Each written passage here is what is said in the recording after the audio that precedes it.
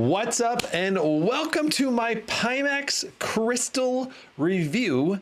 This is going to be my first live stream VR review. We're going to be testing games today in the Pimax Crystal. We got 10 games for you to test. You can see the full game list right here. So that's going to be on the Blade 18 gaming laptop with an RTX 4090 laptop GPU that we'll be testing the Crystal with today. And I have played all of these games in VR with this headset, and we did run into some issues. So I'm going to go through all the issues as we encounter them. We're going to look at the performance of the Crystal in these games, because this is a very high resolution, high-end VR headset. Costs $15.99 retail plus tax and shipping. Sometimes it's going to be on sale for a little bit lower than that. I'm not sure what the cheapest it's gone on sale for, but I wouldn't expect too much off that $15.99 price point, at least for now. So this VR headset is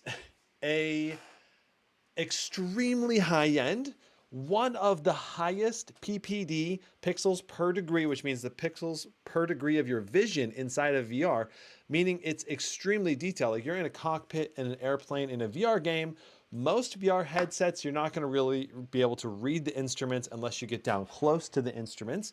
With the Crystal, you can pretty much sit back and read all the instruments like as if you're in a cockpit with full immersion and full detail in ways that you typically can't in most other VR headsets. Now, there are some really good competitors to the Pimax Crystal, which we're going to talk about in today's video. And I think there are some really compelling options besides the Pimax Crystal, just quite frankly, right? So up front, this video is not a sponsored review from Pimax. I have been using the Pimax Crystal for the last 3 months, and I definitely have over 100 hours of total use time with it at this point. And there are some really amazing pros to the Pimax Crystal and some really shockingly big cons to the Pimax Crystal as well. So we're going to try to go over all of those today. I also have the Pimax 8KX, which is the headset I was using before. The Crystal, that and the Quest 2 and the Quest 3. We're going to go over, we're going to compare Bigscreen Beyond. We're going to compare Varo Aero. We're going to compare Quest 3. We've got Apple Vision Pro. We're going to go over the specs, at least, on all of those, and pricing, and kind of like what are the pros and cons of each of these. And then we're going to go over setup tips, problems I ran into, standalone VR on the Crystal, kind of a joke right now still, I think. We're going to go over the inside-out tracking of the Crystal, dynamic foveated rendering, which means that the game is only rendered where you look, basically to enhance the gameplay FPS, which can really boost your FPS in certain games that are supported with it. So the Crystal does support that. And then, of course, we're going to test all these games. So that's the plan for today. I can't wait. What's up, Parky and Courage? Parky wants to know, how does the Apple Vision Pro headset compare to the Pimax Crystal? So the Apple Vision Pro is one that I have not tried yet. I need to go down to the Apple Store and give it a shot, but I've done a fair amount of reading on it and watched some reviews of it. The Apple Vision Pro, basically, because it only has hand tracking with visual cameras, I hear it's really good, really accurate, and the resolution of the Apple Vision Pro is higher than the Pimax Crystal. But since it does not have controllers, it doesn't really support PC VR. There are some people using, like, I believe, OpenXR to basically mod in support for PC VR into the Apple Vision Pro, but it's not officially supported, and there are very few gaming applications currently. Apple's not really focusing on the gaming aspect of the Apple Vision Pro. It's primarily an enterprise product for businesses, people that want to learn things inside of an augmented reality environment before they go do the real thing. And the Crystal is definitely not in that same niche, right? The Crystal is a PC VR headset designed for gamers. Yeah, you could use it for enterprise-based things really, really well in certain situations, but this is not really much of an augmented reality type of headset at all, right? It's really focused on the most immersive visual image, audio image, high resolution so you can see detail and just be engrossed in your VR experience, which is when it works, the crystal is pretty freaking amazing in that department. So that's really kind of the focus of the review. Like, are the cons that drag this thing down worth it? Worth the pros of all the good stuff that's about it, right? So that's kind of what we're going to get into today, and I'm excited. I'm excited. So Kalen says, I love my Quest 3, but the UI is not really great. Really wondering how this looks. Also excited for the next update, which will have a UI update. So we are going to talk about the Quest 3 and go over the specs. So first up, we have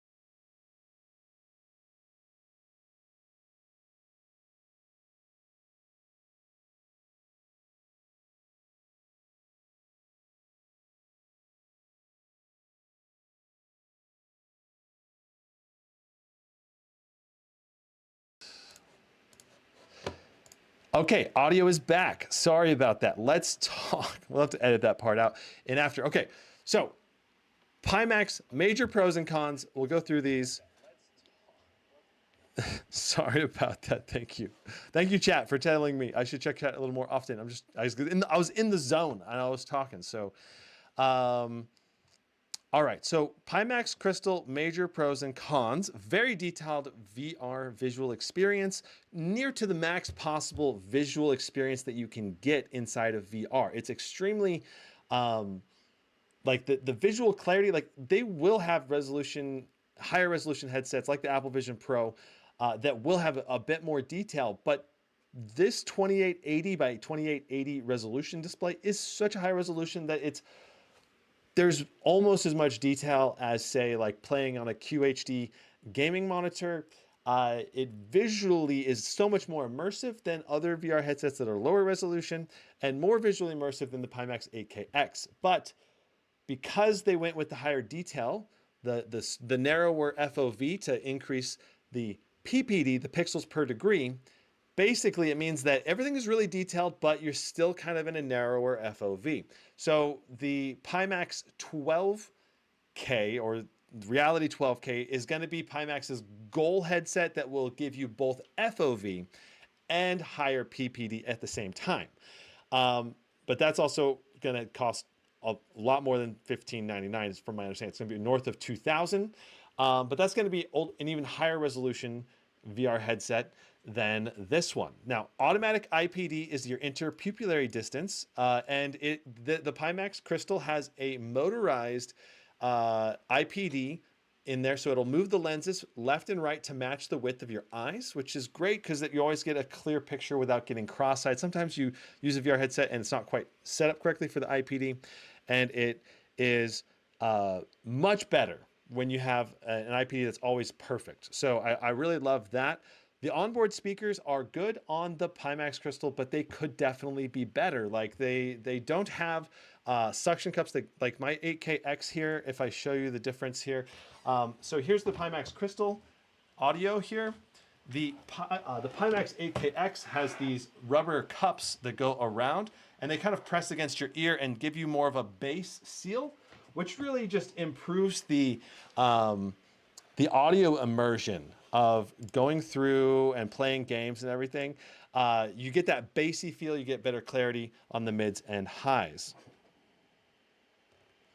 So standalone mode is something that exists on the Pimax Crystal, but it is not something that I think many users will use currently, primarily because there's not very many apps in the App Store in there. Last time I was in there in January, I believe, was the last time I loaded into the standalone mode. It was like, I think 5 or 6 applications inside the App Store. Maybe they've added more by now, but there's not many apps and they didn't look to be super high quality either. So you don't really want to get the Crystal for a standalone experience. I think you might be able to use the Crystal for VR video. If you're interested in VR video, you could probably onboard download those files to the Crystal and watch them on the go without a computer. But until there's more applications, I think that the VR video is probably going to be the primary application for standalone video. So there is an onboard battery as well as processor on the Pimax Crystal, and inside-out tracking with the cameras as well. So the inside-out tracking works really, really well for the headset itself. So when you're using the headset, these cameras right here on the sides, the top, the front, and then the other top one up here, these will track the cameras. These will track your controllers that the Pimax comes with. And these controllers work really well when they're in the vision of the headset. And I don't think they're quite as stable as Lighthouse tracking if you're trying to do careful long distance aiming or whatever in some competitive shooter for VR. But general speaking, for general VR, they're pretty passable. I haven't had any problems really playing VR games, and we're going to use these today, and you'll be able to get a good look at how well the controller support works with the inside-out tracking today. So the headset, though, for the inside-out tracking works really well. So for simulation, you don't even need to use the controllers. And if you really, really want high-end controller support, they do offer Lighthouse tracking with the headset and the controllers, but you need to get a separate You need to get a separate set of controllers that are Lighthouse enabled, like the Valve Index controllers or the Pimax Sword controllers. And then you need to get there's like a Lighthouse cover that goes over the front of the Pimax crystal, which basically makes it into a sensor for the lighthouses. So lighthouse tracking, if you don't know, is what Steam VR uses for like the Valve Index and it's or the HTC Vive. They basically send out a radar map of your room to track the location of different devices like controllers or headsets. So dynamic foveated rendering is basically eye tracking within the VR headset to narrow down the rendering of the computer down to just what you're looking at. So wherever you look, that is going to be rendered at full resolution. And then the outer layers around what you're looking at is not rendered at full resolution. It's rendered at maybe half or 1/3 resolution. So that way it's much less load on the GPU and you're just loading the GPU exactly wherever you're looking. So that's incredibly important for high resolution VR headsets, and the Crystal does support that. Now at $15.99, the Pimax Crystal is very expensive. It's not as expensive as the most expensive VR headsets like the Apple Vision Pro is $34.99, and we'll go over some of the competitors here in a moment. Clunky third-party external power adapter. I just feel like it's not, it's kind of like they just got a power adapter from any random USB hub basically and started using it. It works. It just doesn't feel like it was really designed for the Crystal, where most VR headsets have a USB hub that, you know, maybe is specifically built for that VR headset, which feels a little bit more premium. But either way, I mean, the USB hub works. We'll go over the setup here in a few minutes. So once you get the Crystal working, it stays working for a while, but you're going to need more advanced troubleshooting skills. Okay, so there are a lot of, I ran into a lot of bugs setting up the Crystal. You go to turn it, you go to plug it in, turn it on. Sometimes it doesn't turn on. Sometimes the software doesn't activate, or sometimes it picks it up for a moment and then it goes away. Ultimately, I figured out that the best way to fix the Pimax when it doesn't detect or doesn't want to turn on or whatever, you unplug everything from the Pimax Crystal, you restart your computer, then you plug everything back in, and it pretty much has worked every single time I've ever had to do that.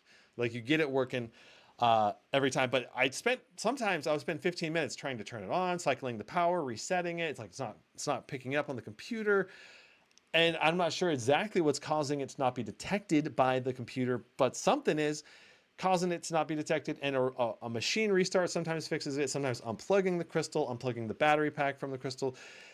So I just resort, anytime it's not detecting or being detected, I just unplug everything, restart my computer, plug everything back together, and then it's usually good to go for a long time. So it might be related to the Pimax driver, the Pimax software, or maybe the onboard software on the Crystal itself. I don't know. But there's still room for improvement in terms of software bugs and support. Okay, so the next step here, let's go ahead and go back into here. All right. The other thing is, since this is such a high resolution VR headset, be prepared to fiddle with graphical settings. This thing is extremely demanding. It's basically equal to running two 4K displays at once in terms of pixels being rendered. So it's extremely demanding, and you need to get up to like 90 hertz or at least 72 hertz refresh rate for your FPS with two 4K displays basically. So you need to have a very powerful system and probably also have optimized your graphical settings to be able to have smooth, fluid VR gameplay.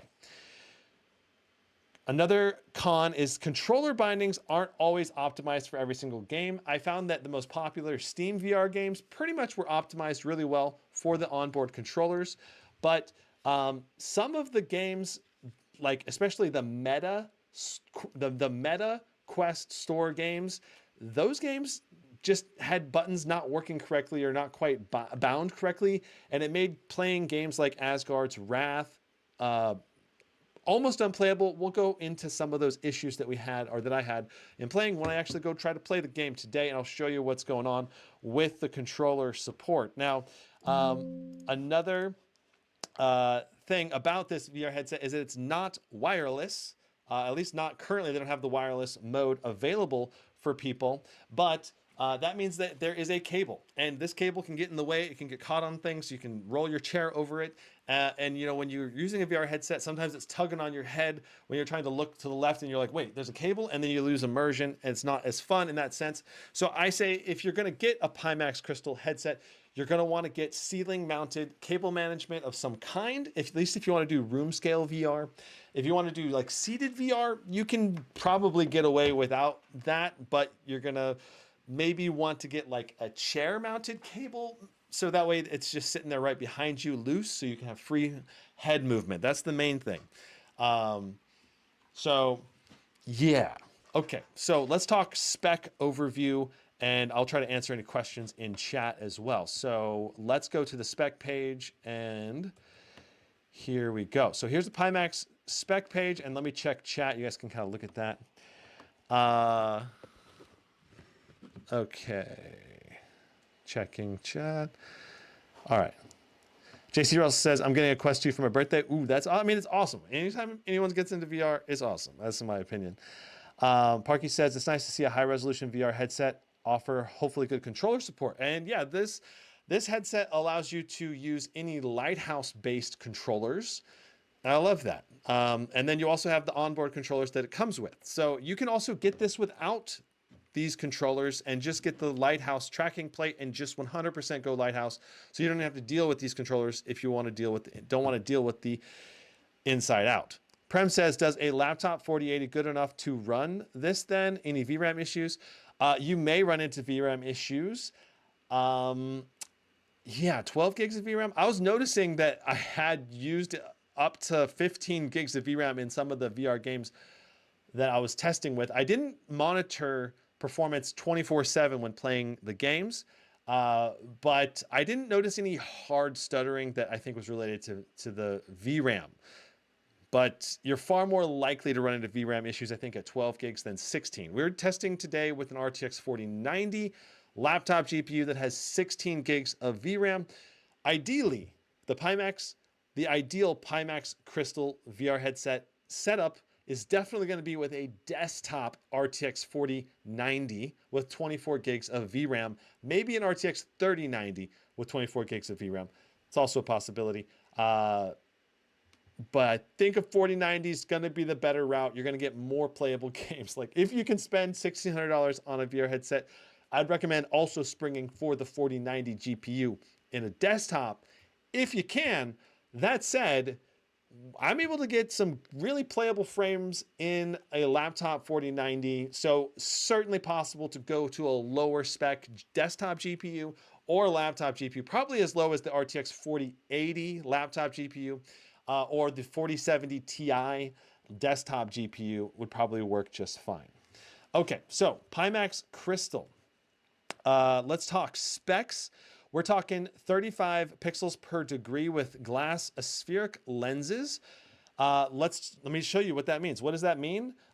These are the aspheric lenses right here. You can see that they're fairly small, they're round. And Pimax is going to use the same housing for the Reality 12K with different lenses that'll affect the FOV. And Pimax does offer, I believe, 2 different sets of lenses for the Crystal. So if you want to switch it to, I believe, a wider FOV or a narrower FOV, you can do that, but it also lowers your PPD, your pixels per degree, depending on which lens you put in there. So this is what an aspheric lens looks like. And the nice thing about the spheric lenses is there's a lot less God rays. The clarity is also excellent. This is the Pimax 8KX lenses. You can see how much bigger those are. They're huge lenses. And they also, notice how the reflections coming off of here, they tend to catch a lot of reflections if you don't perfectly block out the light. So a Pimax 8KX is just, it's a phenomenal headset in its own right. But the Crystal, it definitely is a way clearer image. So those are kind of the brief overview of what those lenses look like. I can also show you what the Quest 3 lenses look like right here. So you can see they have, I believe they have pretty similar lens technology in the Quest 3. And the Quest 3 and the Pimax Crystal FOV, I think is pretty comparable, though I think the Crystal FOV is a little bit wider, is my experience or impression. For refresh rate, we've got 72 hertz, 90 hertz, or 120 hertz refresh rate, and that's at the full resolution for all three of those. The tricky part is if you go to the higher hertz refresh rate of 120, mini games, you're just not going to be able to go to that high of FPS of rendering. And then the Steam VR engine is oftentimes going to try to cut to the half frame rate. If you can't stably hit the higher frame rate, it's going to cut you in half and it's going to hit 60 FPS really often with interpolated frames for the other half. So it's not worth it, I don't think, to go with the 120 hertz unless you got the high end hardware. Because with the laptop, I was oftentimes only getting 60 hertz or 60. It was like restricting me down to 60 FPS because it wasn't being able to hit the full 120 regularly. So most of the time I was running it at 90 hertz refresh rate without too many issues. 72 hertz refresh rate is probably the way you're going to want to go if you get a weaker GPU. And it's either that or you lower the rendering resolution so you can hit higher FPS. Those are kind of your two options. You got eye tracking, like I talked about, which means you have interpupillary distance, automatic, as well as dynamic foveated rendering for narrowing that render range.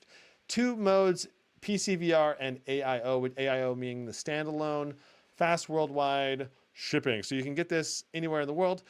This is a pretty realistic, I think, demonstration of the increase in visual clarity. You've got 18 ppd right here with versus 35 ppd, and I think that's about accurate. It is a huge difference in terms of clarity. So through the lens pictures there, and these are pretty representative of what it really looks like when you look through the lens, I think. We have a QLED, mini LED panel for lifelike graphics, meaning that QLED being very bright, vibrant images that can go very dark, and the mini LED being local dimming as well as adding additional backlight to the pixels. The downside is that when you have mini LED, you kind of have some bloom, and there's definitely some bloom on here that you don't get from the lenses, you get from the display.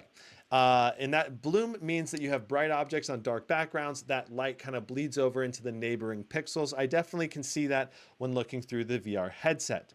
The Pimax resolution, how does it compare to some of the common ones? They have this here. I have an even better demonstration or comparison to show you guys here in the near future. Yeah, like I said, don't really focus on the standalone mode. Yeah, so they say AI mode support features for Wi-Fi 6E with planned support for wireless streaming in the future via WiGig. So that's a future option.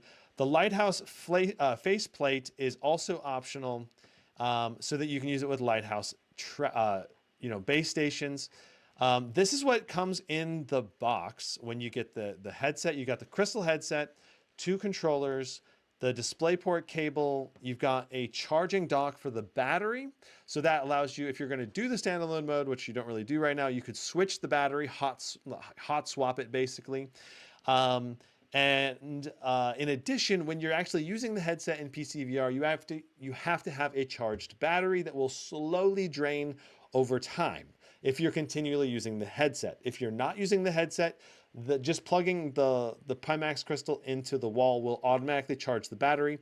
I've only had to change out the battery a couple times because of continuously using the headset for more than 4 or 5 hours in a row.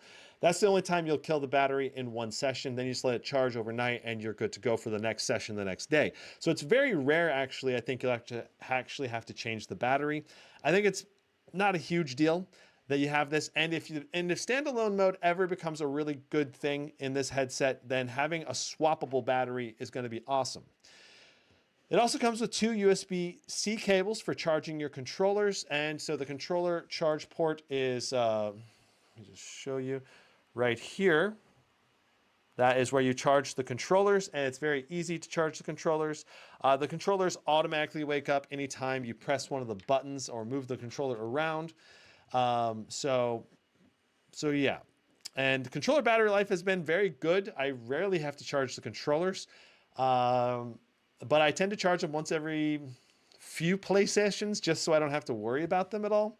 But for the most part, the battery on the controllers have lasted many hours in a row without needing to charge them again. So as long as you charge them on a once a week of regular use, you should be good for a long time. Anyway, that's the basic specs on the Pimax Crystal. This is a little spreadsheet I put together. This is a spreadsheet I put together showing all of the latest headsets that I think are very compelling competitors to the Pimax Crystal. Let me go and zoom in on this right here. So you got the Pimax 8KX, the headset that I was using for a long time. You got 7860 by 2160. That means that we have 16.58 megapixels inside the displays in the 8KX. And notice that the Pimax Crystal has a lower horizontal resolution, but taller vertical resolution. And when you multiply these values together, you actually get the exact same resolution at 1658. So it's the same resolution as the Pimax 8K, but the pixels per degree go up from 20.5 to 35 pixels per degree. So you almost have double the detail in terms of the resolution that you look at. But the demand for the Pimax Crystal is just as high as the Pimax 8KX in terms of raw rendering, though the dynamic foveated rendering of the Crystal does help reduce the demand on the GPU. So in some senses, it actually is a little bit easier trying to render games on the Crystal. Now, the Varo Aero is another competitor, slightly lower resolution, about 1 megapixel less in terms of resolution. 5760 by 2720, so a little bit lower on the vertical resolution. The Varo Aero is a very compelling competitor to the Pimax Crystal, but from my understanding, the Varo Aero has been discontinued for now. I believe they're going to come out with a successor sometime in the future. I don't know if they're going to come out with a true successor for the commercial field. They're definitely working on making more enterprise VR headsets like the Varo XR4, which is a 28.7 megapixel VR headset, the highest VR headset resolution that I have found, except for maybe like the, there are some more that are higher. Like I think the X-Stall is a higher one, but this one's insane. And this one costs $4,000 for this VR headset, the Varo XR4. Absolutely bonkers. And I'm pretty sure you have to pay a yearly subscription fee as well for this one on top of the base price. So just that's not a consumer VR headset. I just have it in here just to show you which one I think is probably the top of the line. And notice the pixels per degree is 51 on the Varo XR4. Okay. So Bigscreen Beyond is another potential competitor, which I'm going to go over here in a moment. You can look at this. I got someone at the door. I need to get this package. I think it's a Lenovo laptop. Hold on. Can you get that, Carla? Yeah. Okay. All right. Awesome. Carla's going to handle that. So I've got a Lenovo Legion Pro 5i that I'll be reviewing soon. So I think that's what's coming at the door right now. Okay, so Bigscreen Beyond, the world's smallest VR headset. The idea of the Bigscreen Beyond is to basically take away a lot of the extra fluff of VR headsets that they typically have. Like the Pimax Crystal has auto IPD adjustment, which means it has to have motors and rails to move the lenses back and forth to match your eyes. This Bigscreen Beyond does not have that. They actually have you measure your IPD and order a specific IPD for just you. So this Bigscreen Beyond is not a VR headset you can share with your friends and family. This is going to be a personalized VR headset that's only going to be really comfortable for you. They also custom cut the foam for each person as well, which is amazing in some senses, but also really limits the functionality of the headset. I love showing my friends and family VR, my favorite VR games. And you just can't do that with the big screen beyond. 32 pixels per degree, so almost as high of PPD as the Pimax Crystal. But like I said, just way less versatility. But because it's such a slim down VR headset, it also is, I think, less complicated to make, which makes it a bit more affordable. It's only $1,000 if you wanted to order one of these, but you have to wait a long time for the custom build on this. It takes, I believe, 2 to 3 months for the big screen beyond to come in. If you were to order right now, yes, it ships in 2 to 3 months if you order now. But the resolution on this is 2560 by 2560, which is very high resolution. And it should provide a very good gaming experience. I think probably there's very positive reviews from the people that have tried it out. And it's one that I have not personally tried out yet. Again, going into some of the comparisons here, the big screen beyond 13.1 megapixels. So it's about 70 to 80% the detail that the 8KX and Pimax Crystal have. Pixels per degree, meaning 32, means basically that the FOV on the big screen beyond is narrower, even though the resolution is only set like 13.1 out of 16.5. That is about a 78% in terms of total resolution. But because the FOV is narrower on the big screen beyond, you're going to be looking through tubes a little bit more, but they also have very good PPD because of that narrower vision. The pixels can be more condensed and give you more dense visual image. So another downside for the big screen beyond, there's no inside out tracking here. So you're going to need a lighthouses with lighthouse controllers for 100% functionality on this VR headset. That's it. Right? They simplified it. They took out the inside out tracking. They took out the processor. There's no battery. There's no IPD adjustments. It's limited in certain ways, but also streamlined in others that makes it better for one person, but not as versatile. Okay. I put complete bundle here, meaning that you're going to have to get extra stuff, right? You're going to have to get extra controllers, lighthouses, if you go with the big screen beyond. So keep that in mind. And those things can be pretty expensive, an additional $500. So if you go big screen beyond and you don't already have lighthouses and lighthouse-based controllers, it's going to be like almost as much as the Pimax Crystal. And the Crystal comes with those controllers and the inside out tracking, so you don't have to mess with that. And that also means that the big screen beyond, even though it's so small, you can't really take it with you to travel unless you take lighthouse tracking as well with you, which is kind of a pain in the butt to move and set up. So generally speaking, I would say that the Pimax Crystal is going to be much more versatile if you need to move from location to location and be more on the go, especially if you're pairing it with a laptop. That said, the Quest 3 is going to be the most versatile, most portable VR headset. According to this, it's a 9 megapixel based on the resolution, 9.1 megapixels on the display. 25 PPD is what I've seen claimed for this.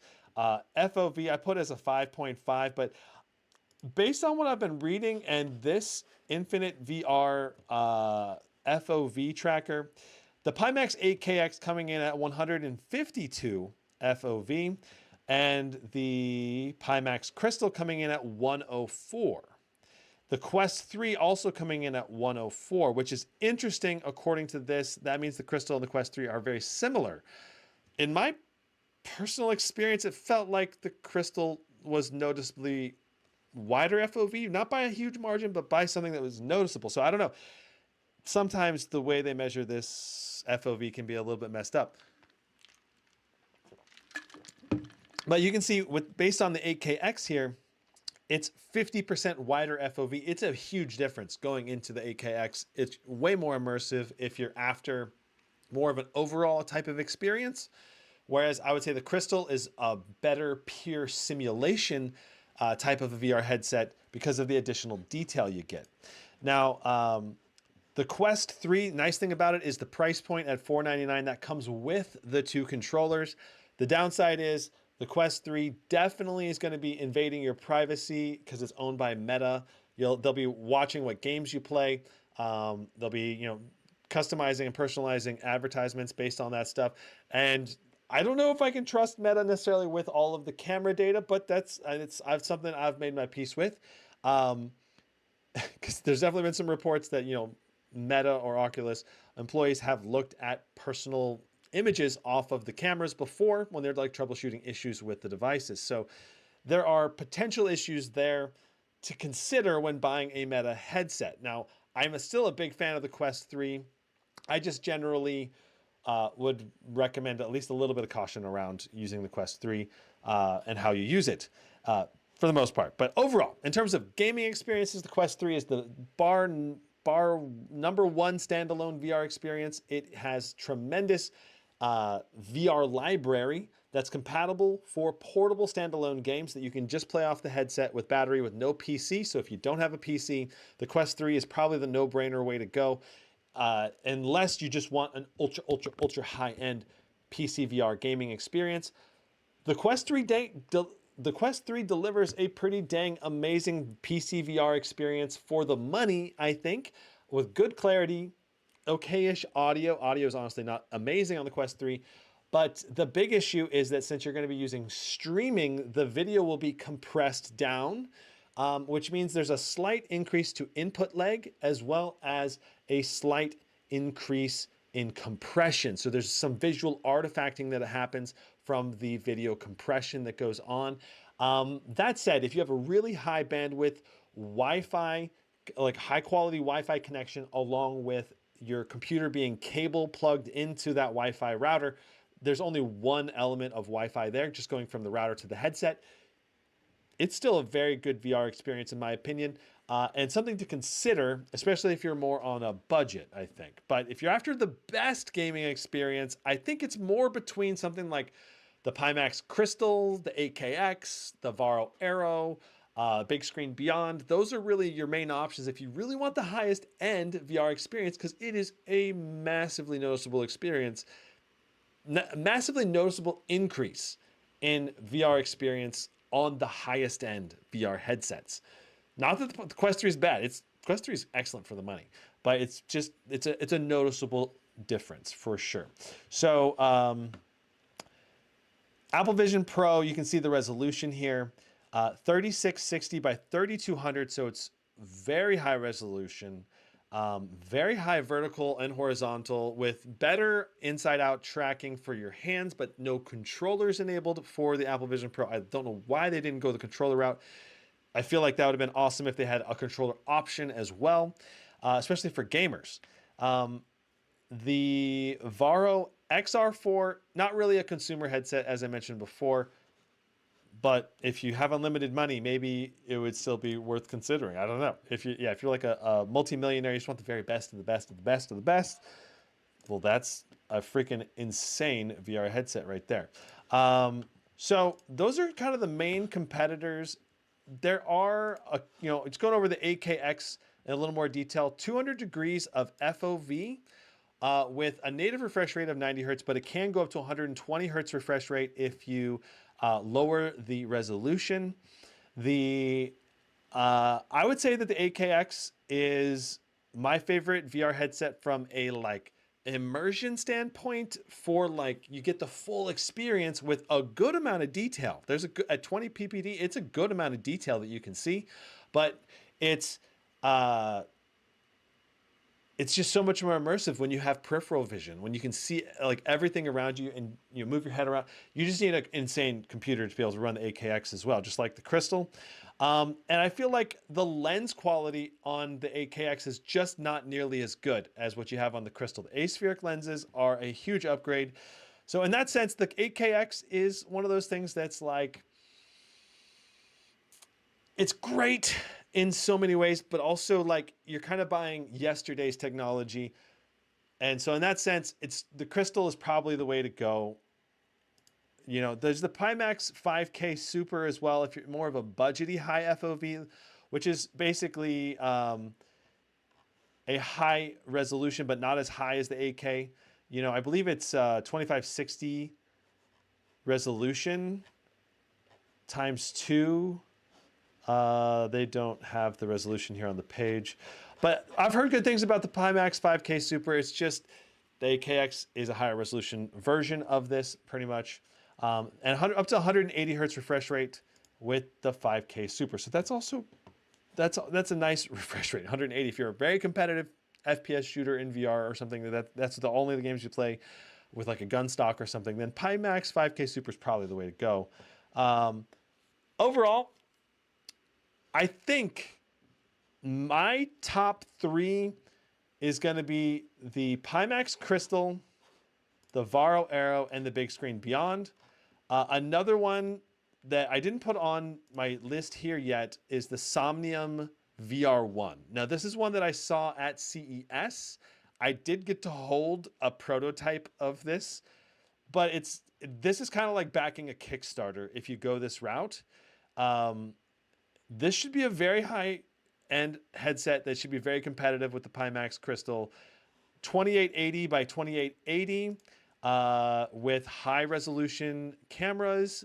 And, I mean, it looks really promising. Supposed to be very, very high-quality lenses with the dual aspheric lenses, 35 ppd as well. And so it should be very comparable to the Pimax Crystal, but it's made by, from my understanding, this is kind of made by from a community of VR enthusiasts, but there's also a kind of a company behind it. But it's the Somnium space. It was interesting. It was more like a community effort rather than like a giant corporate profit effort, but I'm sure people are trying to make profit off this too. I don't know. The Somnium VR1, I don't know if I can recommend ordering it right now, but maybe when it comes out, it's certainly one to consider in the near future. So very curious to see how well that one goes in the long haul. Okay, so let's get back to the core of the review here. So Pimax Crystal versus competition. If you never plan on sharing your VR headset, I would seriously consider the Bigscreen Beyond, but the Crystal certainly has higher resolution and a lot more features than the Bigscreen Beyond, especially for simulator type gamers. If you're after like, high quality hand tracking for your controllers, or high quality controller tracking, then you're probably gonna want to get the Lighthouse tracking anyway. In that sense, the Bigscreen Beyond has a nice competition for you there. Overall, I still think if it was my money, I'd still lean towards the Pimax Crystal because I love the detail on the display. When I compare the Crystal versus the Quest 3, the Crystal is just a far superior PC VR headset, without a doubt. But the Quest 3 is really amazing value if you're on a budget. When you compare the Crystal versus the Varo Aero, the Varo Aero was a more expensive VR headset than the Crystal. I believe it was on sale for $1,000 at one point, but now it's discontinued, so I'm not even sure where to buy it. I was trying to look for one, and maybe you could buy one off the used market. But again, Lighthouse tracking there, so you have to factor in purchasing a Lighthouse and Lighthouse controllers if you want to use that. But very high quality headset from my understanding. In terms of multifunctionality, especially with a laptop, the Crystal is going to be a little bit better because it has the inside-out tracking and standalone controllers and standalone operating system as well. And the Crystal versus the Apple Vision Pro, the primary difference is the Apple Vision Pro is not really designed to be PC VR, where the Crystal is really focused around the PC VR gaming experience. If you just want more of like a movie watching experience, the Apple Vision Pro is probably better in that sense. But the Crystal's also going to be excellent for that. And you get the whole PC VR gaming experience as well with the Crystal. So it's really more of, do you want the PC VR gaming experience or not? And if you do, the Crystal is probably the way you want to go. So overall, I think for now, my top recommendations is probably between the Crystal and the Bigscreen Beyond, and maybe the Varo Aero if you can get one of those on a used market pricing. But yeah, so that's kind of my, if I were to sum it all up in one statement. Kang James says you can use the ear cups on your PC Crystal for the AKX. That's what I've done and it works great. Okay, well, that's very interesting. And maybe I should do that because it should help improve the audio quality on the Crystal noticeably by having those ear cups. All right. So let's move on to ergonomic overview on the crystal. Okay, so the way you put the crystal on can be a little bit awkward. So the primary changes here, modifications, tweaks you can make to the crystal. Let's go over that. And let me put the 8KX up real quick.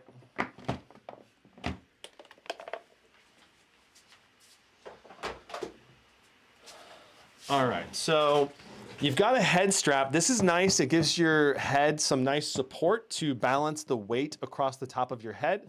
I like this a lot. You got this as a backup in case you don't tighten this, I guess. I don't know, or this just holds the back from falling down too far. I don't know. It's kind of weird that they have a double strap here. I feel like they don't really need this, but maybe I'm wrong. I don't know. Okay, so the overall housing, I think, feels pretty sturdy. Like it feels like a premium product in your hands. That said, it's a lot of plastic, high quality plastic. The foam here,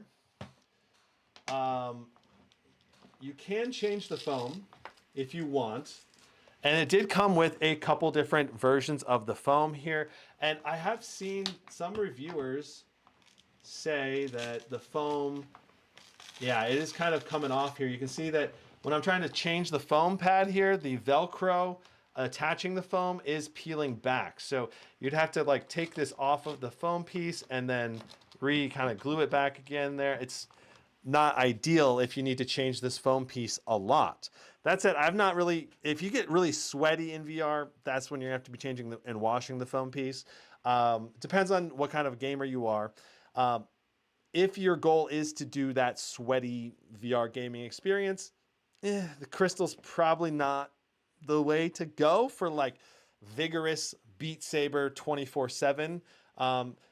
That said, you can definitely get third-party foam replacements, and those also may improve your comfort on the Pimax crystal. So I like the way they did the strap. It comes around and wraps around this this little guy right here, and then it plugs in.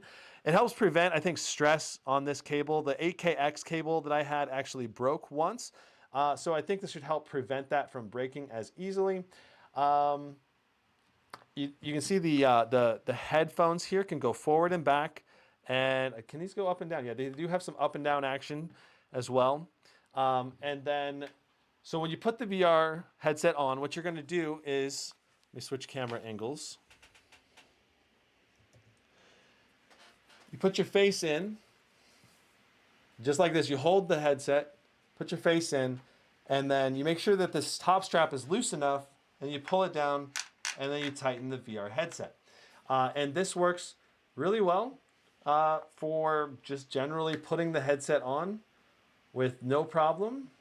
And yeah, so when you have the automatic IPD enabled, you'll want to put the VR headset on and look straight ahead. It will automatically, once you get the headset positioned correctly, it'll automatically move the lenses to the correct position. So that's what that little noise was just now. So in terms of taking the headset on and off, it's simple, it's pretty easy, and in some ways it's a lot more comfortable than most VR headsets. I think ergonomics on this are really good for long-term comfort because you do have the kind of the balanced battery pack in the back to help balance the weight. That said, the headset is not super light. The Bigscreen Beyond would be far lighter and less, I guess, neck strain. The other thing I would say is that because of the heftiness of this headset and the fact that, I don't know, I guess the foam doesn't quite, it's not tight. The foam on the left and right sides here are not tight against the sides of my head.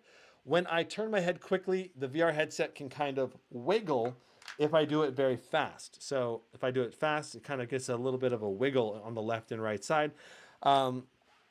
So only really high-paced VR games are you going to notice that wiggle. Generally speaking, in any kind of simulator games, it's not going to happen. And if I wanted it to be more secure, I could add, I guess, additional padding here on the left and right sides, do a little custom foam action, and get your own, like, I guess, more stable foam for your own head. And that's just fine if you need to do that. All right. So Overall, ergonomically, I think the Pimax Crystal is going to be a pretty dang comfy headset for a lot of people. Main downsides are the bulkiness and the weight. And currently, given all the tech that's in this VR headset, I feel like it's reasonably compact for the tech that's included, I guess. That's the way I would phrase it, I guess. It's definitely not the lightest weight, most comfortable headset overall, but the ergonomics of how it's designed, you can take it off, put it on quickly, and it's about as good as it gets given the current tech situation. All right, so let's talk setup tips. So this one's interesting, okay? So when you get your Pimax Crystal, they actually tell you in the setup manual that you have to plug the Pimax Crystal into the USB hub that they send to you. So this USB hub is got a separate power adapter that goes into here. So that means these USB ports are powered with a certain amount of wattage that the Crystal likes. And not all USB ports on desktops and laptops provide the full wattage that the Crystal needs to be able to function. So you can't just plug your Crystal into any old USB port on your computer and expect it to function properly. And some of the computers would actually support it just fine being plugged right in. Some of them won't. So it just depends, and that's why they give you the USB hub to make sure all of your users won't have any problem. That said, the USB hub is kind of nice in the sense that since you're going to use one of the USB ports on your computer, you can get a total of 4 USBs going. I have my mouse plugged in currently into the Pimax USB hub, and I have had no problems running my mouse through here because I'm out of USB ports, especially when I'm live streaming with 2 USB cameras. So this is very important for me. I just feel a little bit weird about the fact that this is not a Pimax official USB cable. It's not branded in any way. It's not really designed specifically for the Crystal, other than that it gives, I think it's pretty much a generic USB hub for the Crystal, which kind of feels a little silly. Anyway, when you get to the Crystal, you'll have 3 cables coming out from the Crystal. You got the headset cable that splits into 3 right here, and you've got 2 USB-As. These will go into your power adapter, and then you've got a display port, a full-size display port, and I have a USB-C to DisplayPort 1.4 display full-size adapter there, and that works just fine on the Blade 18. You can see the Blade 18. That's what we're plugged into. That's what we'll be using for testing today. Yeah. So setup tips. I had to plug them into this oddly specific set of which USBs to plug into. Like for some reason the Crystal wasn't being detected, and this may have just been from needing to restart the machine or whatever. So if you're running into problems during setup for the Crystal not being detected, I would give the computer a restart. I would plug everything, unplug everything, replug everything back in, unplug the battery pack off the Crystal, let it all settle down, make sure everything's turned off, then plug everything back in, and you'll probably be detected next time you restart. So yeah, that's kind of my quick and dirty setup guide. You plug in your power adapter into the hub. The hub goes into a USB-A. If you're using a laptop, then you can use a USB-C to DisplayPort 1.4 adapter, along with the power cable here, or along with the DisplayPort cable here. And then you plug these 2 into here, and you'll have 2 extra USB-A ports off the USB hub to use with your laptop or desktop. I wouldn't use high data or high demand with those ports. A mouse USB is probably fine, but anything more demanding might cause a problem. So I'd be cautious about what you plug into this USB hub as well. Like I wouldn't try to charge your phone or something with this USB hub. That's probably a bad idea. Okay, so those are my quick and dirty setup tips. In addition, you're probably going to want to, for your setup, you're going to want to go into Steam VR, make sure your display resolution is set correctly after you start getting into games. We're going to have to fiddle with this as we get into playing games, so that'll be just fine. How powerful of a GPU do you need? I talked about this a little bit earlier, but I'd recommend probably an RTX 4070 Ti if you're talking about a desktop, or a RTX 4080 laptop GPU or better. So that means laptop 4090, I think, is the ideal one, or a desktop 4080 or higher would be ideal. Obviously, the best of the best would be an RTX 4090. You could probably get away with an RTX 3090 as well, or a 3080.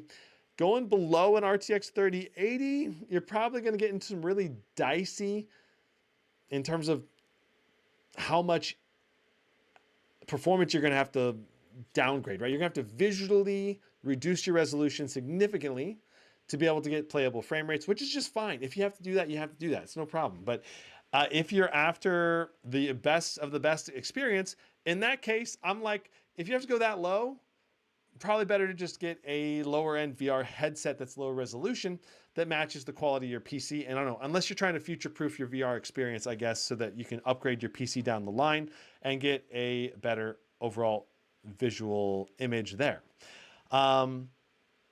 Okay, so standalone VR is, in my opinion, on the Pimax pretty much a failure in the sense that they don't have enough apps, and it really was not a great experience inside of the VR. Like, you get in there, like, it seems like it's not very well optimized. It lost tracking a couple times, and like I said, the app, if there's no apps, there's no really point to getting in there. They need to get like 50 good games in the ecosystem, and then it's probably worth considering, spending some money in there, getting some apps going. That said, it's a promising start. And if you're just after playing VR videos, maybe that'll work in that sense, or maybe being in a VR environment. But there's, like I said, there's not many apps. So if you can't use like virtual desktop, then I don't know. It's kind of hard to be like, yeah, I should totally get this, and spend money on it, invest in it, when it's kind of a risk that, like, if the user base isn't there, developers probably won't continue developing apps for it. That said, there's so many standalone apps developed for the Quest and Quest 2, 3 that I could see some people porting over to the Pimax ecosystem if there's enough users that eventually get into that standalone ecosystem. It's a chicken before the, it's kind of a cart before the horse, or did the chicken before the egg kind of situation where, Meta invested billions and billions of dollars into their standalone VR ecosystem for a reason. You can't create an ecosystem like that from nothing. And I think Pimax is kind of realizing that it takes a huge financial investment to build a standalone VR ecosystem, and they don't have the funds to develop 50 different apps all at once, because it's a huge risk that if the Pimax headset doesn't sell, then all of those additional apps that were developed also won't be sold very well, and they won't make their money back. So yeah. So we'll have to see how the standalone VR experience develops with the Pimax Crystal. Maybe a year or two from now, it'll be excellent and it'll be phenomenal. So we'll have to see. So the inside out tracking, I talked about that earlier. Basically, the headset is excellent. The controller tracking depends on the game and the experience. And we talked about dynamic foveated rendering. Let's talk about best and worst games. So the best games for the Pimax Crystal are going to be games like Flight Simulator, ACS 2, Elite Dangerous, basically all the simulator games, racing simulators, Assetto Corsa. Those are going to be phenomenal on the Pimax Crystal. And, you're going to need the hardware to play them, but if you can get a great setup with controllers, flight sticks, steering wheel, it's going to be some of the most incredible and immersive VR experiences of your life. That's what I would say about Elite Dangerous with the Pimax 8KX and the Crystal. You get in there, you feel like you're a real spaceship captain. It's phenomenal. Now, if you're going to play Pavlov, which is a FPS shooter in VR, I don't think the Crystal is really the way to go unless you get the Lighthouse tracking with it, because the controller tracking on this is just not going to be precise enough to do the long distance shooting and very careful aiming that you need, because it's just not going to be as good as what you get with the inside out tracking of the Quest 3. The Quest 3 also sometimes struggles with this, right? Walkabout Mini Minigolf is also another game where controller tracking is extremely important. And I noticed that, I was frequently losing controller tracking because you're always holding the controller down by your legs. And I guess the cameras just don't track as well when you're looking down. I don't know. We'll see. I'll show you Walkabout Minigolf here when we get testing all of these games. So generally speaking, I think the Pimax Crystal excels with simulation-based games, sim games where detail and immersion is king. For standalone games, mini games, it's passable with the inside-out tracking, but it's not its specialty. And then for high-paced, very precise aiming, I just wouldn't recommend the Pimax Crystal to those type of gamers unless you get the Lighthouse tracking in addition, which is going to cost additional money. So those are kind of like the basics of this headset. Let's get into any questions you guys have and to get into the game testing. So we're going to start out with Beat Saber, Skyrim VR, Half-Life Alyx, Half-Life 2, Hyperdash, Walkabout Minigolf, Hubris, Elite Dangerous, Stormlands, Asgard's Wrath, and Lone Echo 2. A lot of these games are AAA titles for the VR community. Half-Life Alyx, Lone Echo 2, Asgard's Wrath, Stormlands. Amazing games. Probably some of the top VR games that I can possibly recommend to anybody ever. So we're going to see how well the Blade 18 does live streaming while playing these games. It's going to be an interesting experience, to say the least. King James says, another mod I did that was great was to take the original 11mm face pad and put it on the back of the headset. Also to trim the light blockers from the bottom. That top strap adding is great. Interesting. An interesting idea to try to put additional padding on the back. That's not a comfort issue for me. Overall, I feel like the back is good, but maybe you're onto something. I don't know. I have to try it. Okay. Let's move into some performance testing now. And you guys can see what it looks like to use the headset with the tracking and everything live. So there's no, there's no tomfoolery or anything that could possibly go on, right? A lot of, I feel like some VR headset reviews don't really go into the details of everything, and they don't really show everything that's kind of all the pros and cons. So we're going to be going and diving into all of that right now. So let's go ahead and do Skyrim in Beat Saber is our first game. Beat Saber. So I'm loading that up. And oh, you know what? Something else we need to show you is the Pimax software. So what's the best way to do that?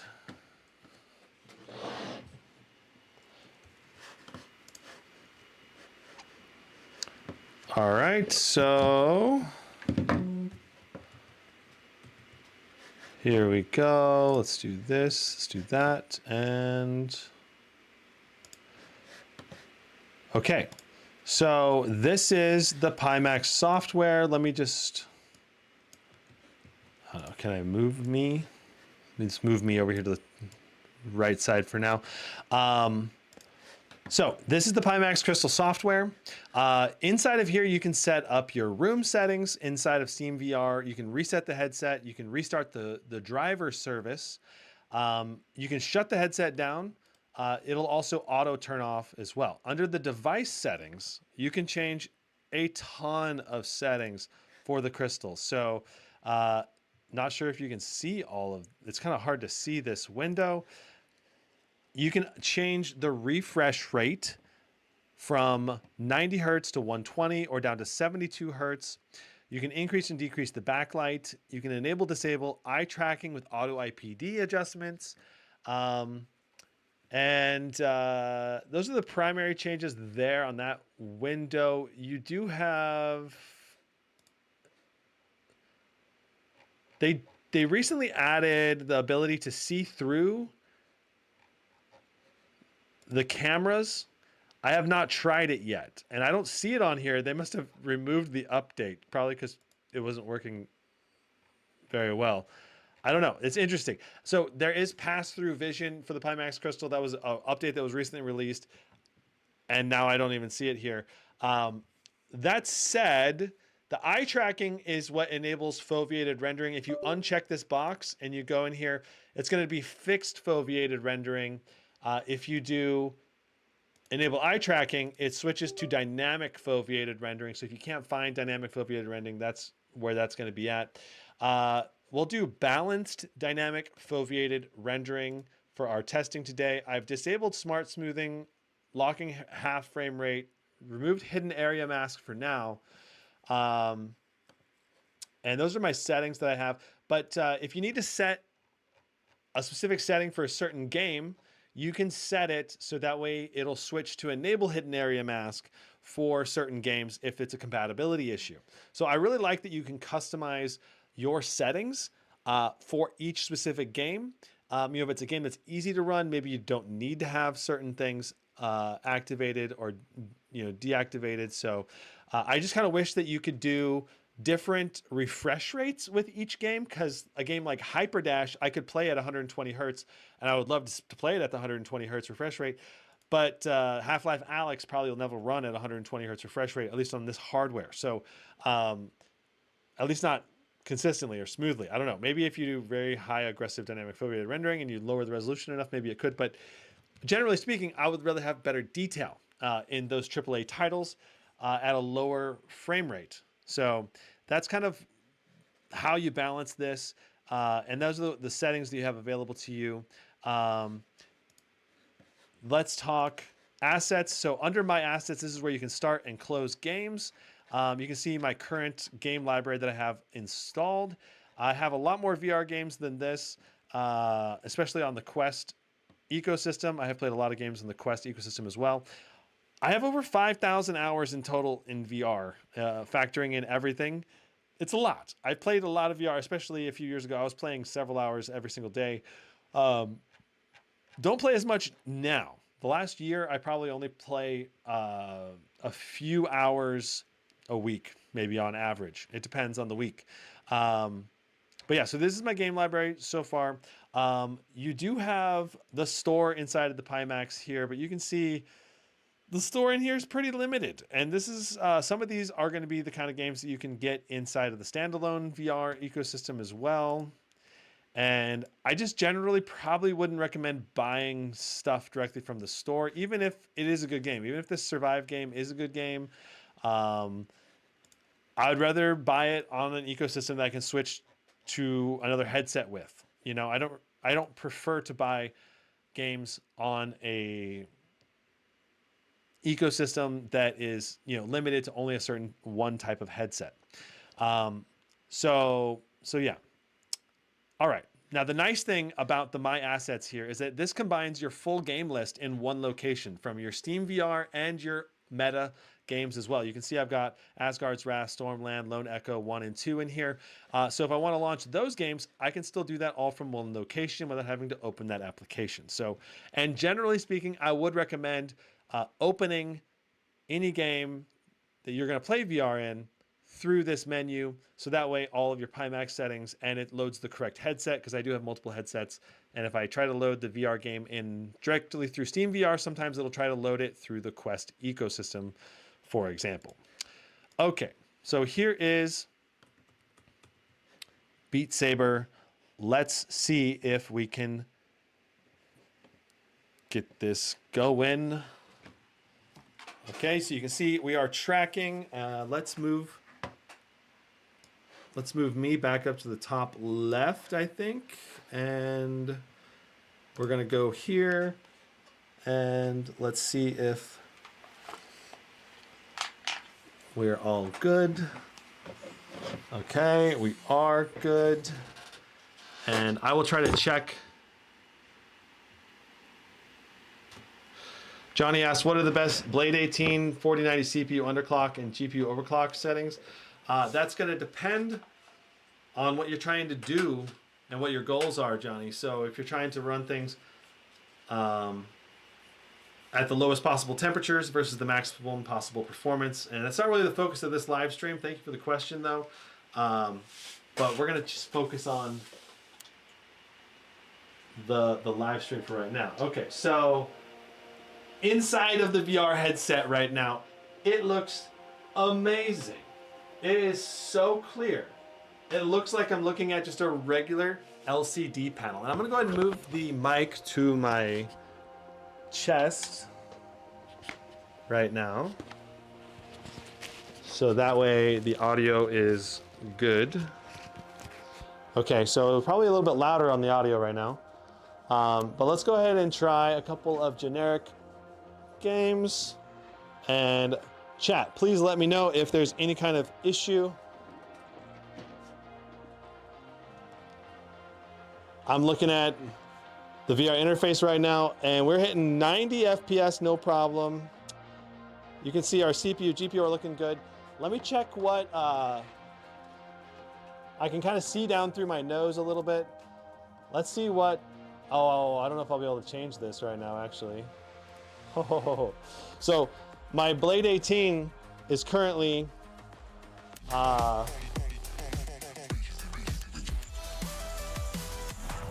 my.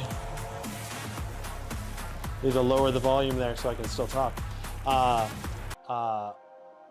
No, it must not be. It must be in boost mode because I can hear the fans going pretty consistently. So, oh, it looks like,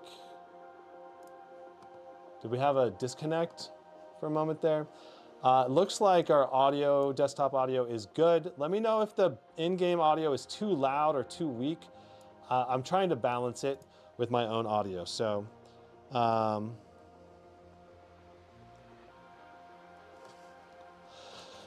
Johnny says, I'm looking for best possible temperatures while getting the most performance. Well, I would say to look at my Legion Pro.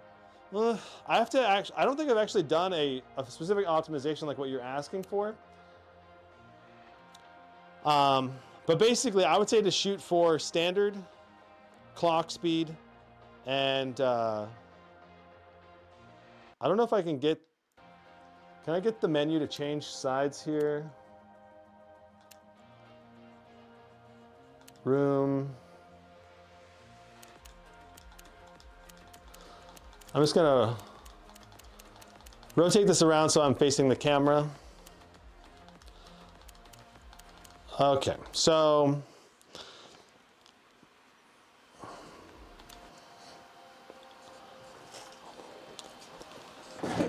I am like, see, this is where having a cable kind of can be a bummer. It's stuck on the tripod right now.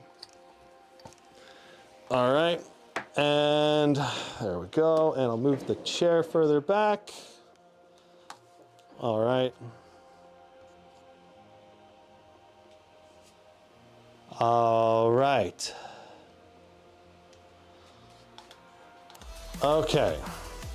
So you can see Beat Saber is an excellent VR title. I highly recommend it. We'll try country rounds today. I don't know. I think I actually need to go a little more to my left. Yeah, this setting is off right now for the room settings. Let's see here. So let's go menu. We're gonna have to adjust our room settings a little bit more. There we go. That should be good. I might have actually gone a little bit too far, but we'll see. All right, so this is a very difficult.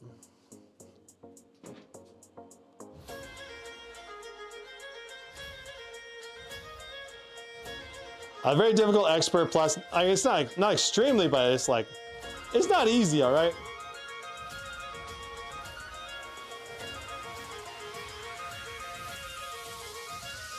It was one of the first Expert Pluses that I managed to beat when I was first starting to learn an Expert Plus. I suppose that makes it not an insane. Oh, we're just on Expert, that's why.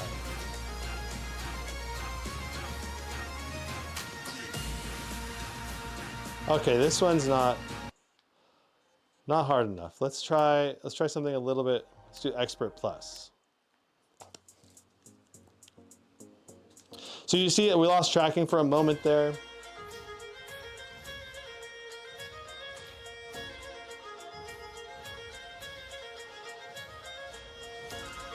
But you can see that like the controllers are tracking smoothly. I've not missed a note.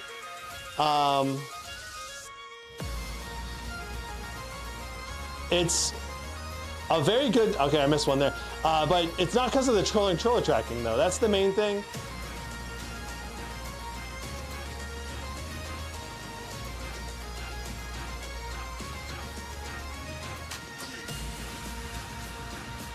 So in terms of actual,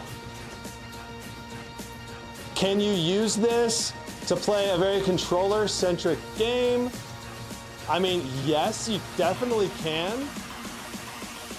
I'm gonna go ahead and probably pause it here, but it's a very fun game. If you haven't played Beat Saber, it's one that I would highly recommend.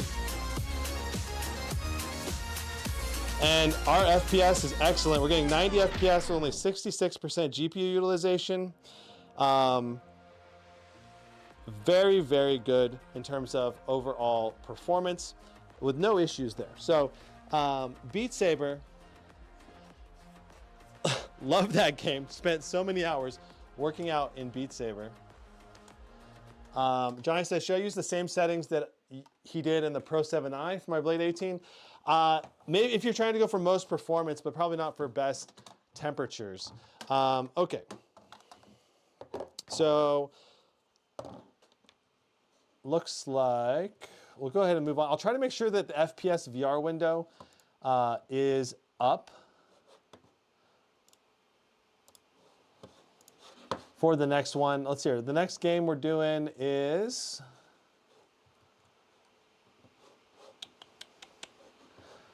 Skyrim VR, which is going to require a camera change. So let's go ahead and get that opened up. So Skyrim VR. Honestly, one of the best AAA titles of any game still out. Because, I mean, think about how many VR titles have like full voice acting for all the characters and really high resolution textures and really amazing graphics. I mean, Skyrim still is very compelling and interesting game to play. So let's go ahead and get my camera enabled for Skyrim. Let's see here. So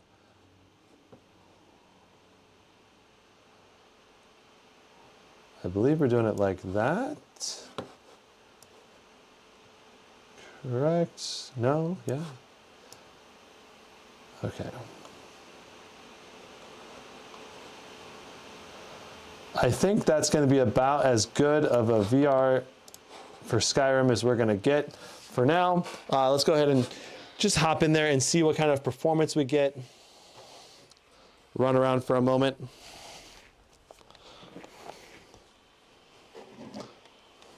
Okay. So let me back up a little bit more.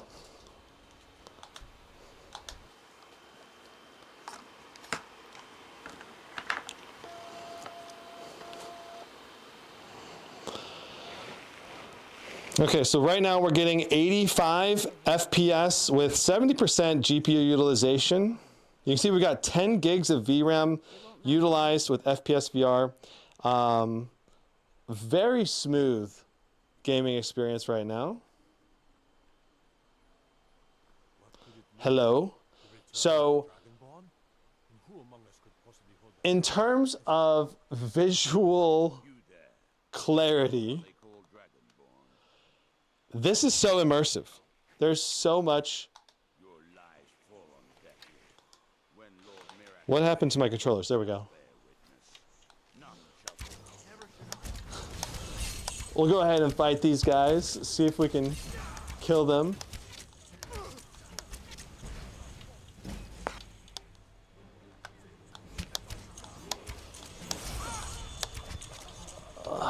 Okay. I almost died right now.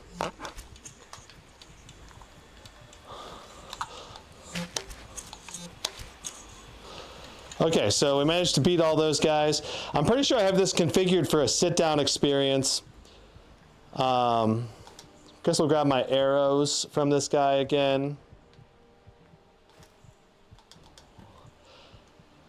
I love the detail on the text. It's so easy to read this.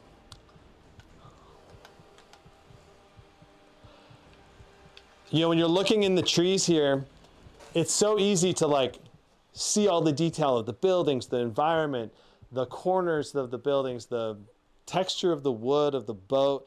Like, I know Skyrim's not the most amazing graphics in the world, but compared to the vast majority of VR games these days, it's still very good. It's still fairly easy to play. We can play it on the Blade 18 on the Crystal, and we're still getting 90 FPS, 80% GPU utilization. It's awesome. It's awesome. It's the most immersive Skyrim experience that I've had to date, in terms of clarity at least. I love it.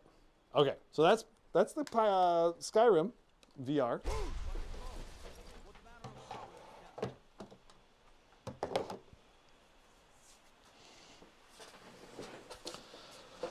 Okay, so what's our next game? Okay, let's see here. Next game is going to be Half-Life Alyx. So Half-Life Alyx is my favorite, probably VR game of all time, which makes sense. It was made by Valve, and it is incredible storytelling, specifically designed for VR. It comes with the Valve Index if you ever buy a Valve Index. And so what that translates to is, you know, if you're after the very best in terms of gaming performance, gaming immersion, animation, storytelling, the way you fight, everything is just specifically designed for VR in a way that I think is better than most other games, and really showcases what VR is capable of. So let's see here. Looks like we're just loading in there. I just want to make sure that our window is designed to be the right size.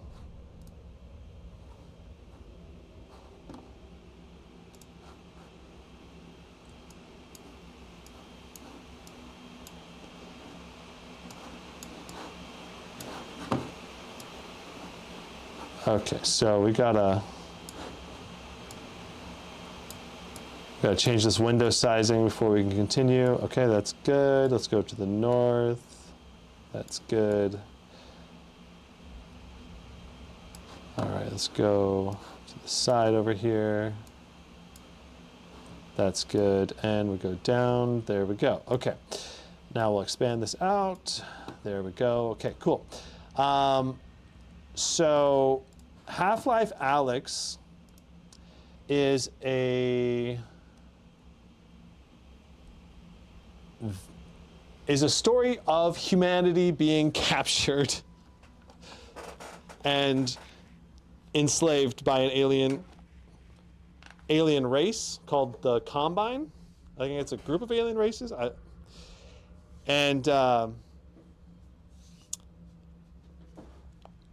Every time I put this headset on, it's adjusting the IPD. That's the one problem with doing the auto IPD adjustment, is that you have to do it regularly. Looks like our feet placement is a bit...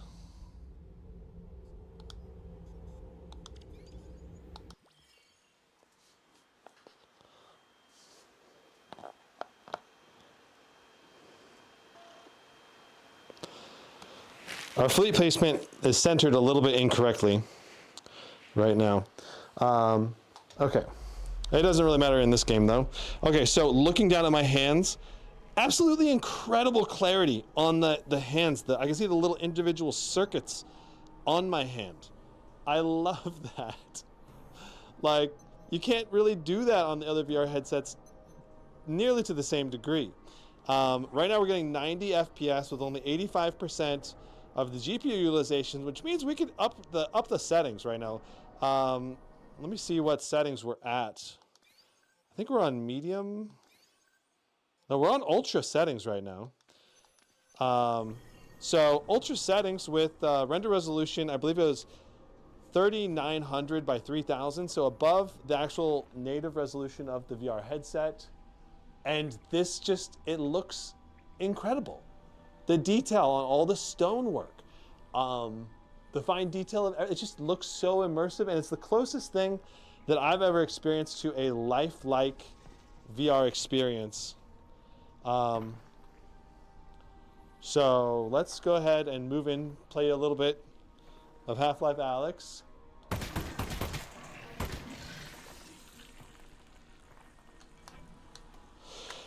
You can see the controller tracking working well enough.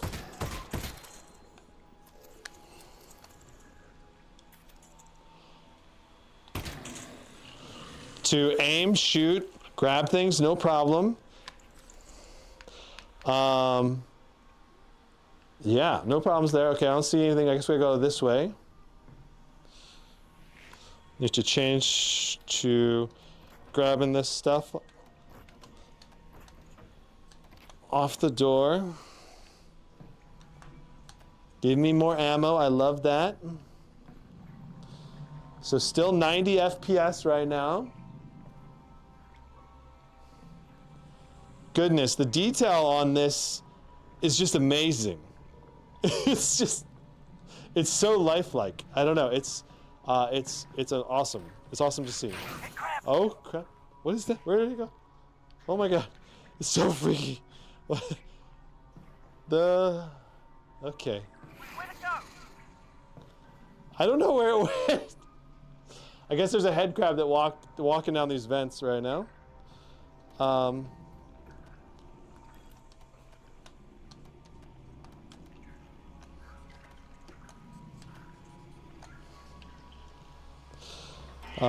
Okay. Whew. Freaking scary, all right? So let's see here. Going forward. I'm kind of hunched down because I see on my camera that my head may be cut off a little bit. The physics is awesome. I can just dump that piece out. So many games don't have this level of like physics, which makes the immersion just so much better. You just grab objects and pick them up, flip them around. The anti-grav gloves that let you pick up things remotely is awesome for VR use as well. Like the game is just designed so well. Okay, so we made it to the end of that section. I wonder if this next area will be a little bit more demanding. But I love the fact that we're streaming live right now and able to play, and we're getting 90 FPS on Ultra. And we would not be able to do this without the dynamic foveated rendering. Heard anything about Dad, Russell? No. Radio silence. He got on the train. Damn it. Well, the good news is he's probably fine. Oh, How do you know that? what happened? Taking him to Nova Prospect to torture him. Maybe I went a little fast. So they're hardly going to torture him before they get there. So he's fine. Oh my. Okay.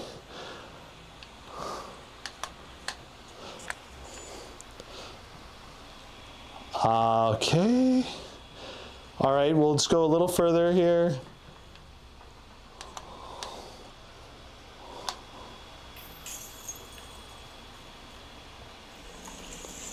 Oh my, what is this?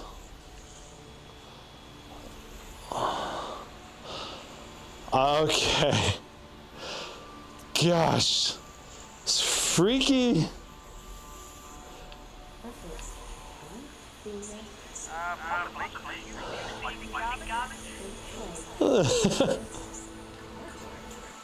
Okay, so that's Half-Life Alyx. Gives you an idea of the gameplay, and the performance that we're getting is actually really, really good. Intel XTU or throttle stop for undervolting the CPU. I believe you can use either one, but I prefer to use throttle stop the way I set it up with the Legion Pro 7i, so that it auto launches and is enabled every time you open the game. Okay, Half-Life 2 VR is next. So Half-Life 2 was not a game that was designed for VR originally, but some guys modded it to enable VR support.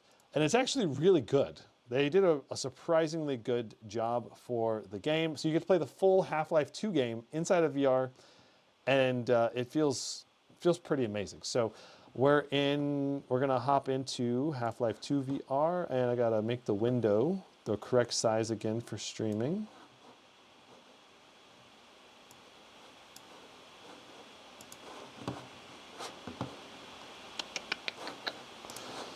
So that's one of the tricky things about streaming VR is that sometimes the windows are only a half size compared to what they're supposed to be, or they're not full screen or whatever. So it makes it difficult to actually select the window and stream it, especially when I'm playing so many different games. Half-Life 2 is crashing on launch right now, though. Let me see that. I'll try to show you what's going on there. But it's so, I don't know if we'll be able to do Half-Life 2. See, it's opening.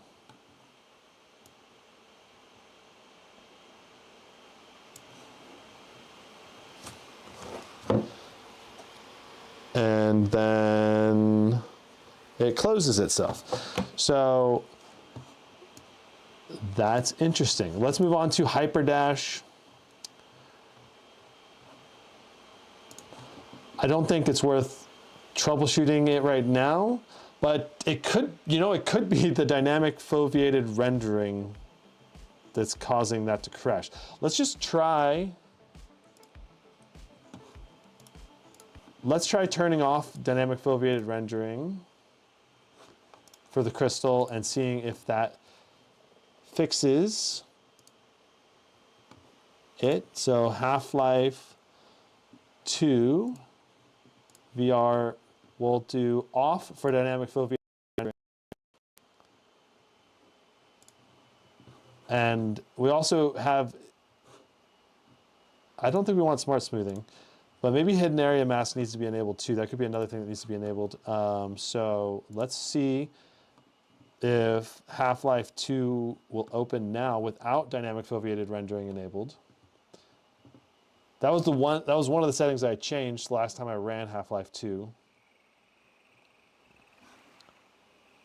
And yeah, looks like we got it working again. So, all right, so here we are. There's the window. Let's go like this, and we're going to make this zoomed in right here. And we'll go like that, and like that.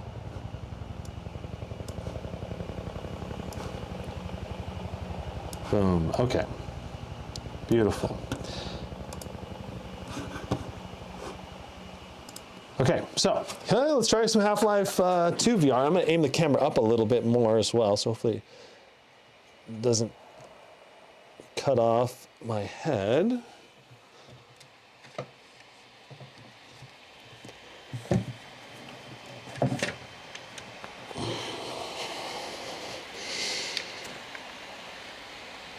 All right,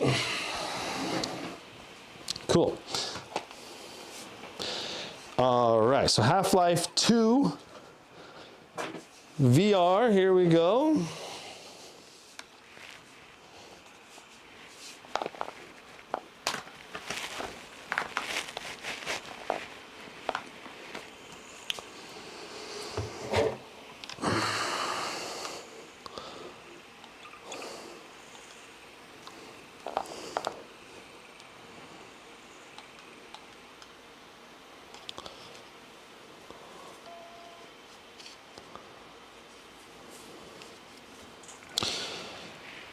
Okay, so we're in the game.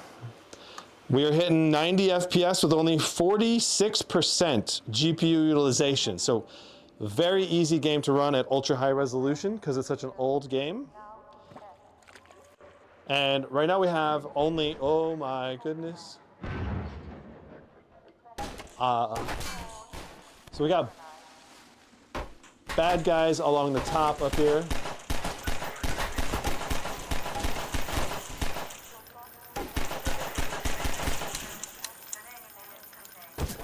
Let's see here. There we go. There we go.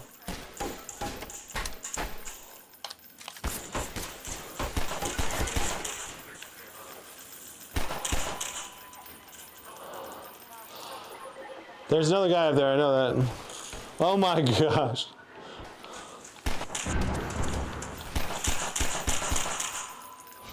Whew.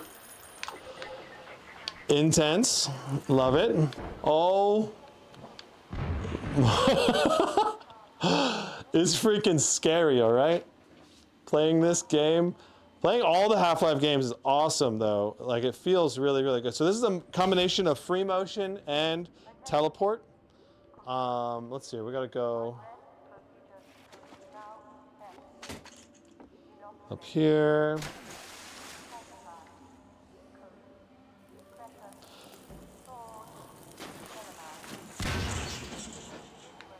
They like throwing bombs at you.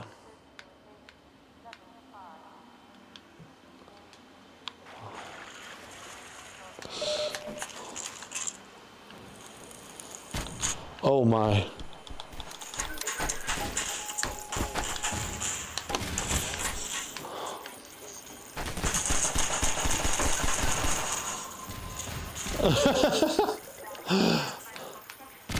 Oh goodness.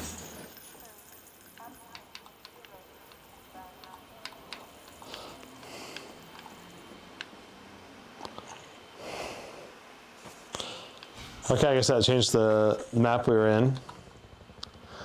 Let's see here. So what do we got to do to make it up this jump? So 90 FPS, 46 for our GPU utilization. We're playing extremely smooth. No issues at all with playing this game in VR with the Pimax crystal on the Blade 18. Oh, looks like we gotta, I guess we gotta grab these.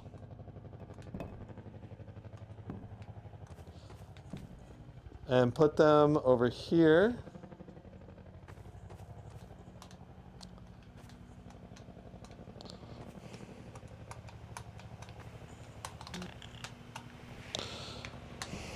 There we go. No.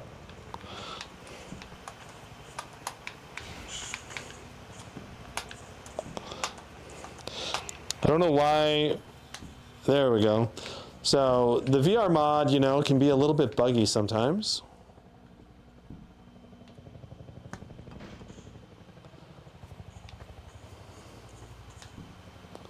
Can I just set this up here? Haha. Okay, and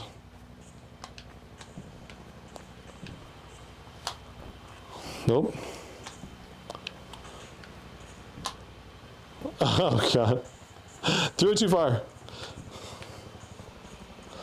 A problem you only have in VR games. Okay, so 4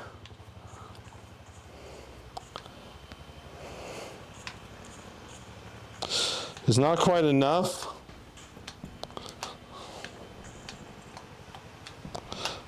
Once we fix this, once we do this puzzle, we'll move on to the next game.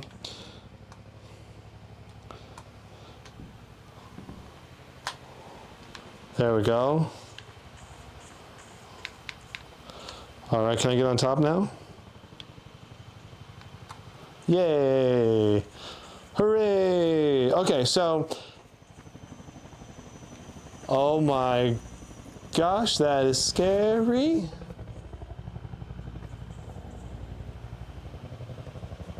Yeah. So there's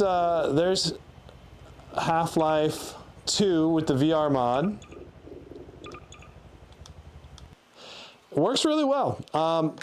Pretty much no issues aside, a little buggy playing it, but overall the Half-Life 2 VR mod is definitely one that I can recommend, especially if you're a Half-Life fan. You enjoyed Half-Life Alyx and you want to play some additional gameplay.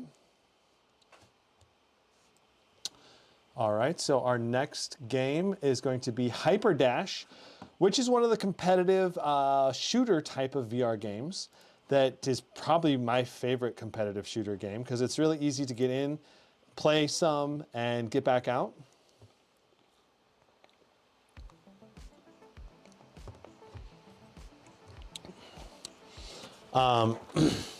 So Hyperdash, a game that is centered around, you know, lots of different guns, quick gameplay, dashing around.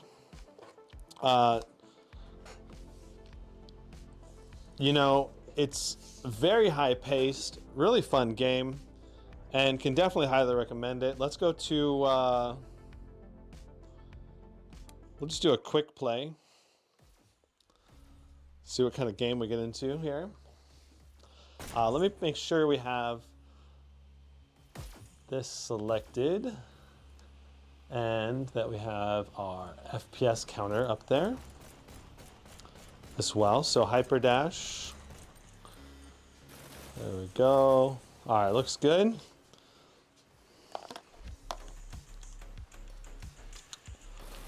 One minute remaining. Blue team scores.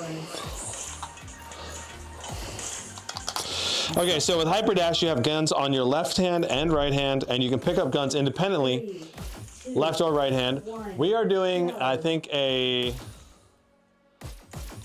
game that is based around a ball, and we have to shoot a ball.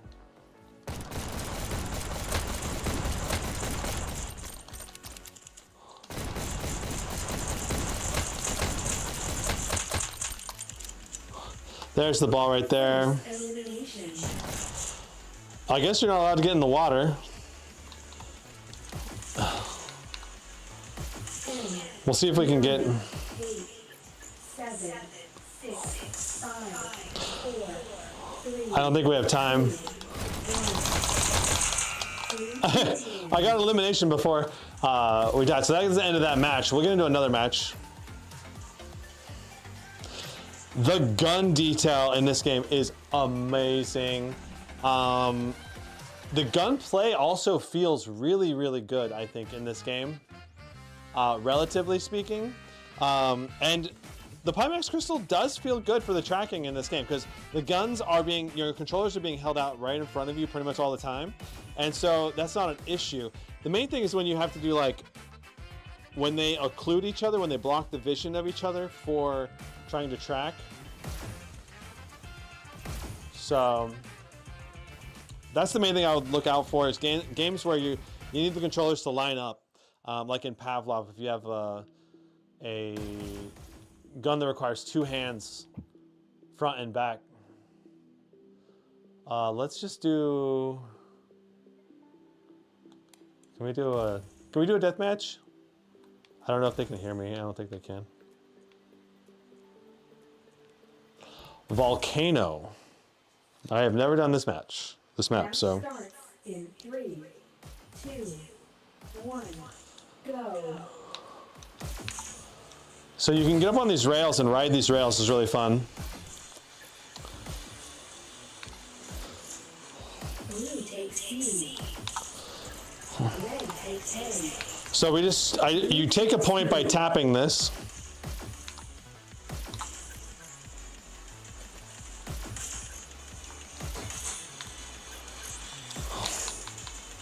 I don't know these maps at all. Blue team scores an encounter.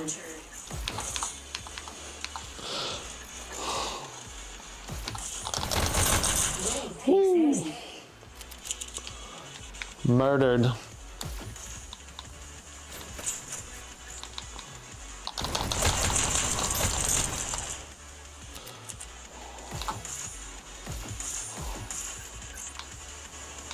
Blue takes A.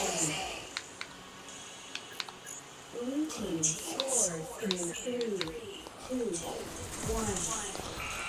1. No. Wins this round. What is my teammates doing? Oh my god. So our FPS is hitting consistently 90 with only 60% GPU utilization right now. I'm actually really impressed with how much FPS we're getting. C.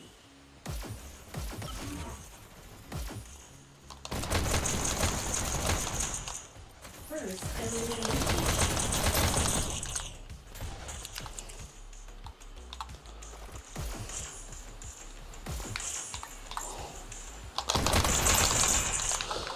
We're doing the murder.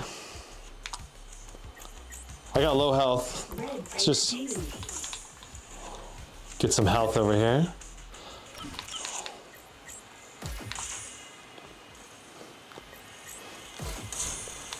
Blue takes A.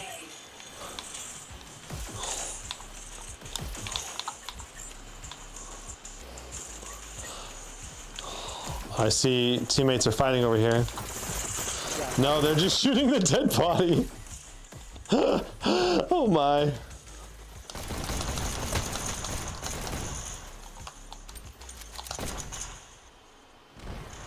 Blue team scores in 3, 2, 1. No. Blue team Well. wins this round. Okay, congratulations, blue team. I have the most kills. Oh, second most kills. LOL. Okay, so there is Hyperdash, a really fun FPS shooter. And it plays great on the Crystal. Like I know the tracking is not really the strong suit of the Crystal, but in this game, it seems to work pretty dang well. First elimination. All right, I'll go until I die one more time.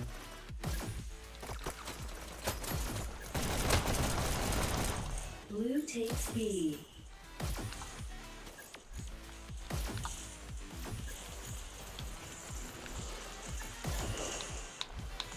Blue takes B.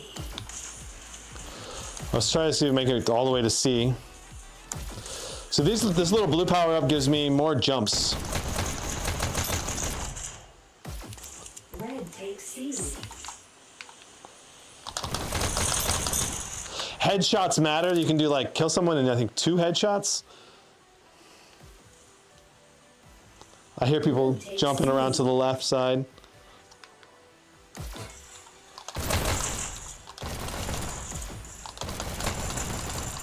No, reload. Whew.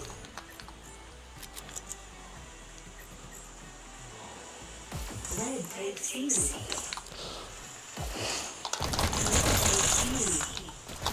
No, I couldn't. I was reloading. I couldn't shoot. No. Okay, so Hyperdash, super fun game. I definitely recommend it. It's one of my top VR games for shooters out of all of them that exist out there. Very addicting. I've played many hours of Red Hyperdash. takes B.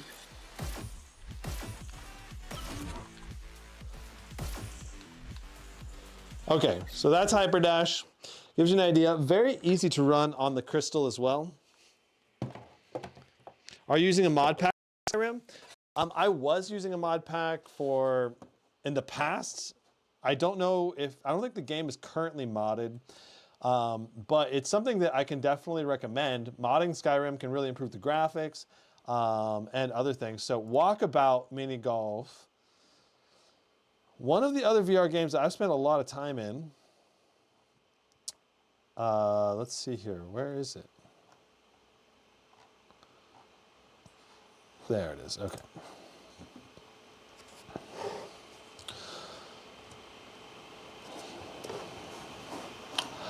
Oh, shoot. I see for Hyperdash, we did not capture the full display of everything that was going on. We'll have to edit that down or edit that away. Might have to try another round of Hyperdash so you guys get the full picture of it for the stream and then edit the first round away.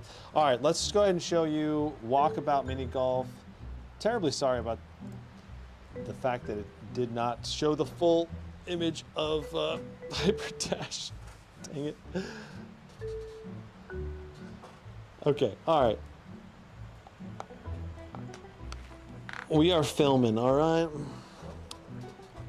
We'll play, I don't know, 3 holes of Walkabout Minigolf. So the nice thing about this game, it's really awesome for playing with a group of friends. That's what I love about it. You got all these different balls that you can use, and you can collect these as you go explore. My quest version has like all of the maps unlocked and all of the maps unlocked and all of the balls, almost not all of them, but a lot of them. So this map is probably the most demanding area of Walkabout Minigolf. Look at our FPS, only 71. I don't understand why this game is so demanding. The graphics are gorgeous though. Like, it's kind of like simplistic style, but they look so good. And it's such a relaxing game to play. If you haven't tried this game, it's really amazing. Okay, now we're getting 90 FPS, so that's good. Okay, so we are going down to that hole right there. All right, so we're gonna wait to time this correctly. Looks like we made it, that's good. All right, so for tracking, I'll kind of try to show you when it loses tracking if I can. It's not really losing tracking right now, that's good. Oh, I hit the ball. But, I mean, if you look, you see how wobbly looking my controller is sometimes? Like, it just doesn't feel quite as solid in terms of its tracking as what I have experienced with the Quest. It's actually doing really good right now, though. Bingo. Nice putt. All right, so this one we have wind coming across the hole. So you have to kind of putt to the right and it pushes you over.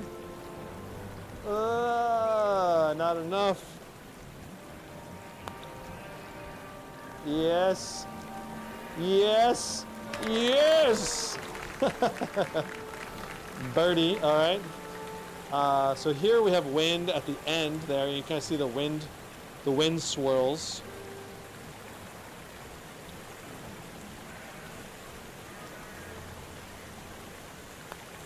Only 78 FPS. They're kind of feeling a little choppy.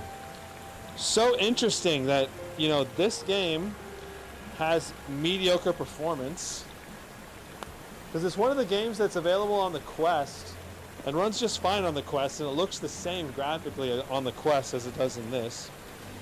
So weird that it's struggles.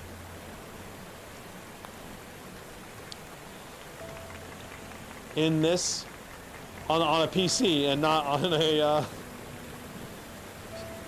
on the standalone VR headset, you know? So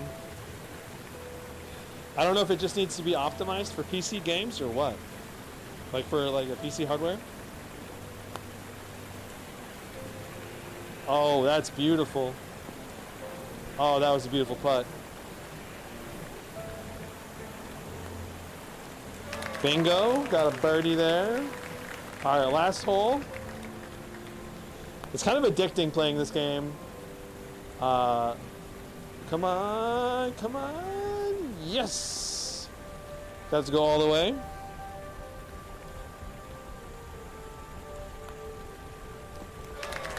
There we go, birdie. So my favorite thing about this game is actually just playing with my family.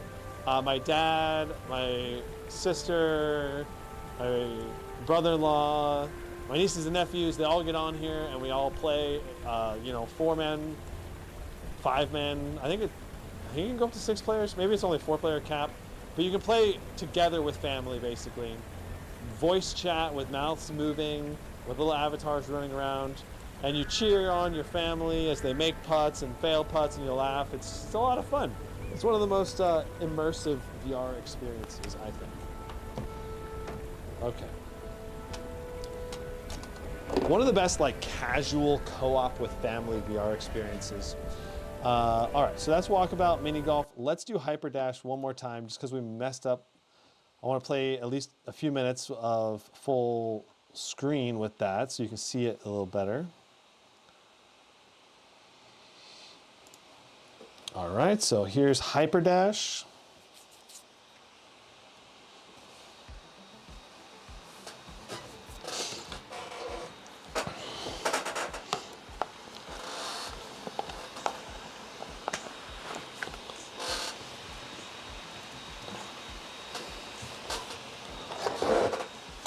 All right.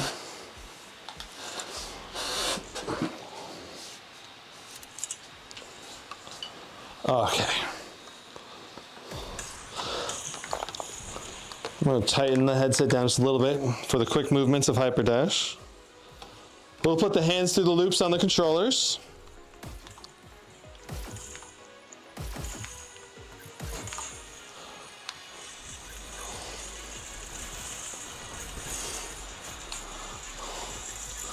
So this is a game mode where you push a cart through.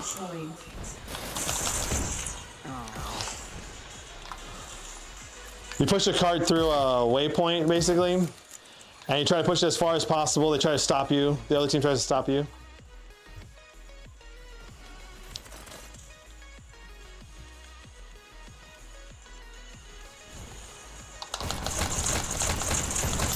I prefer to flank people, if possible.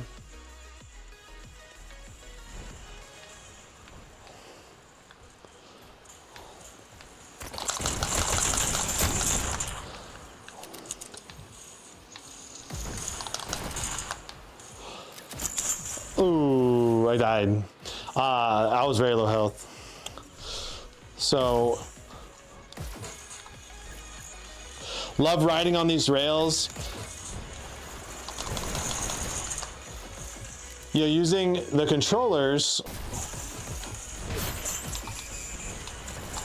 Oof. Same guy got me again. Peekaboo.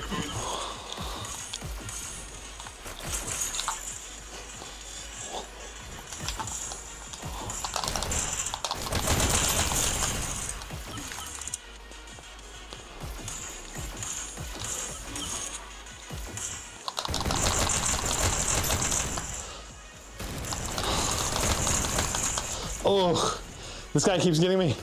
I want to kill him so bad.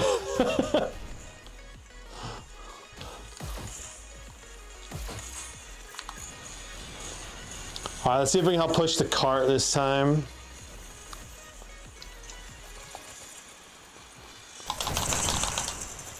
Oh, this guy is good. He is murdering me so bad right now.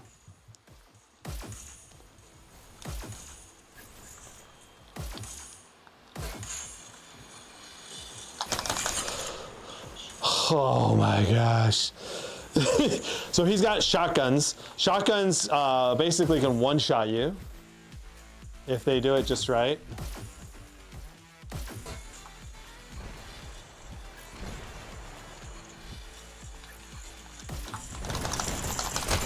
Oh, I almost killed him.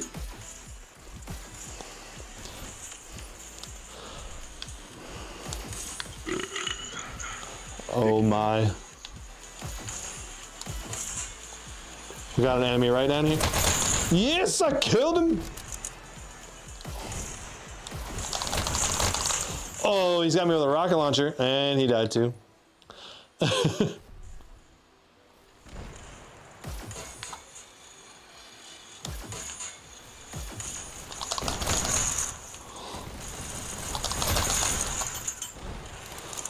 Oh my.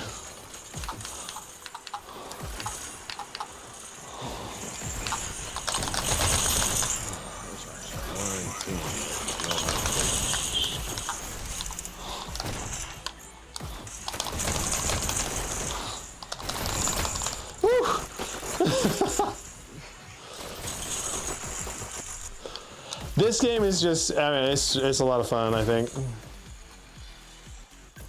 You just glitching, that's the only reason.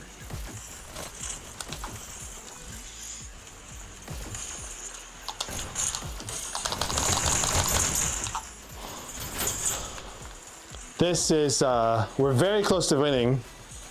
We're on the last stretch here.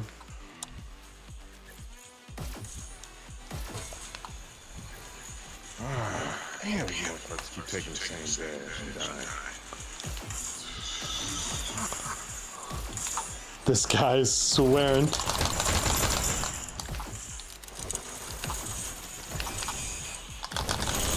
Oh, I couldn't turn fast enough. Oh. Where is my team at? Okay.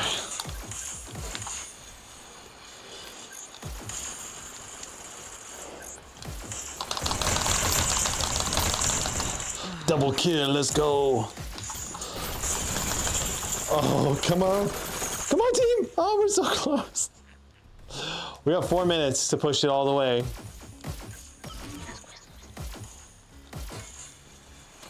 Speak Spanish. Okay, I got a shotgun. And we'll do a shotgun shield move. Let's see.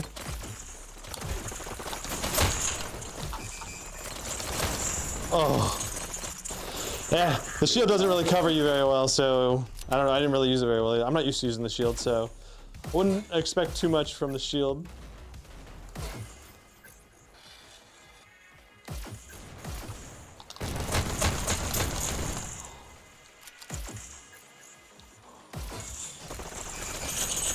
Where was he? Oh. The kid's laughing at me.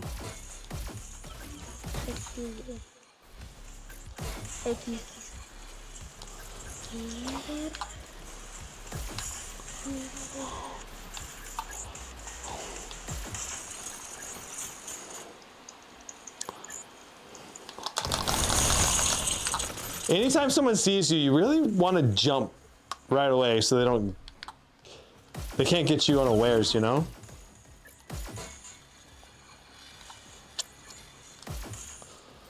I don't know what this gun is. Let's see, is this an SMG? Yeah, this is an SMG, so let's...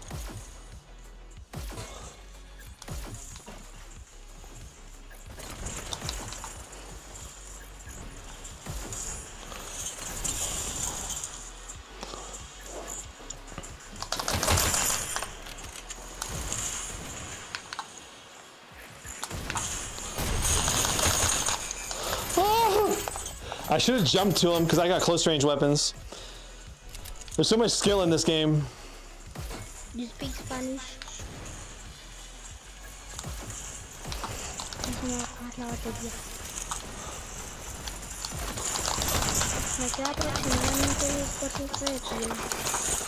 I don't speak Spanish, sorry. Am I talking? I don't think I'm voice.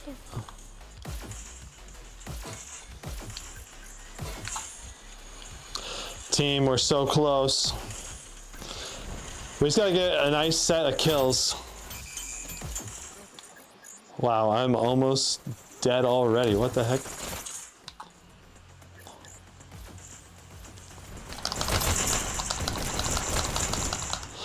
Oh, he's using the sniper. So snipers can one-shot you if they headshot you.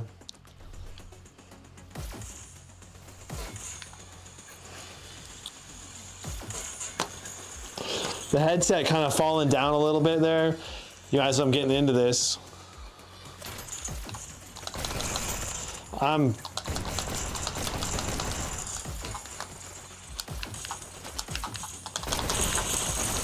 Oh.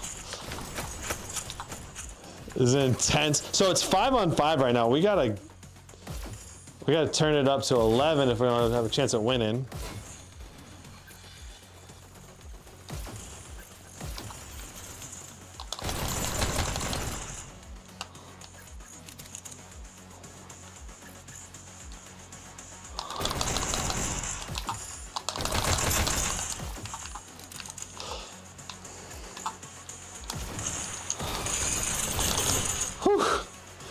Jesus. We're so close. All right, let's see if I can get the shotgun.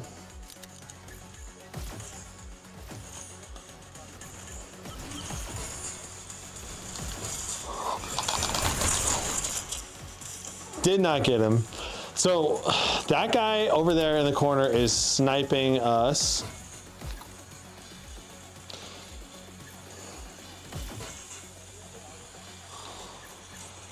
My sound grinding gives you away.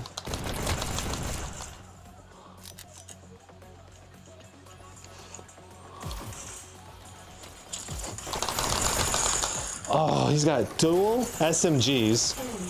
10, 9, 8, 7, 6, 5, I won't even be able to get over there in time. 3, 2, 1. Time. Come on, team! No! So I ended up 18 and 21. Some of my teammates left. So this is a fun game, though. This is a great match. Good game, everybody.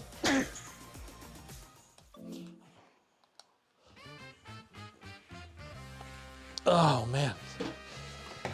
So yeah, Hyperdash, a phenomenal game. I can highly recommend Hyperdash if you're into first-person shooters, competitive FPS, and it's probably the best one inside of VR that I've tried. That's just like fast-paced and really, really fun.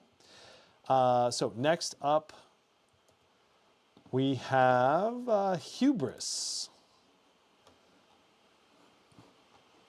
I did not try Hubris ahead of time. Actually, I think I did try it, actually. But I'm not sure if the resolution was great with it. I'm not sure. Let's find out how well it runs. My hair is getting progressively worse and worse, I'm noticing, as we are testing these games. All right, so let's see how Hubris runs. So Hubris, one of the better looking VR games out there. Really enjoy this game a lot.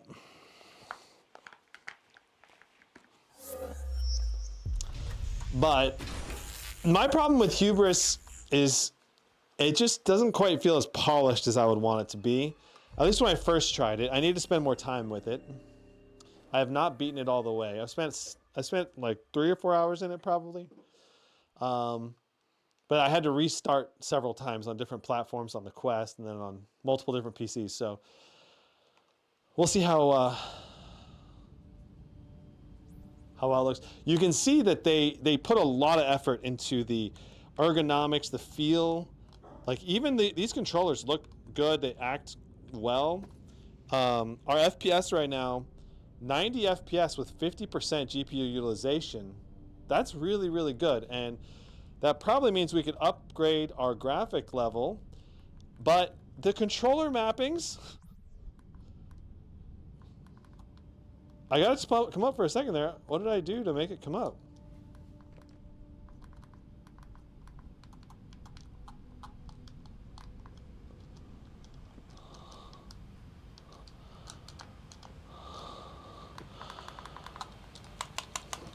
I'm not sure. I don't know what happened to make it actually come up. The graphics on it are really good. I want to be able to change and improve the graphics. Can't get the menu to appear on Hubris though. Okay, let's go ahead and get into a pod.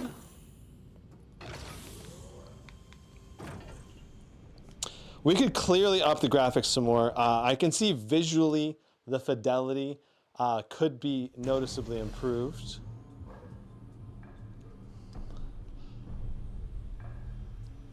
I think the resolution scaling as well as the detail and the settings could go up. Right now we're set to 3300 by 3900.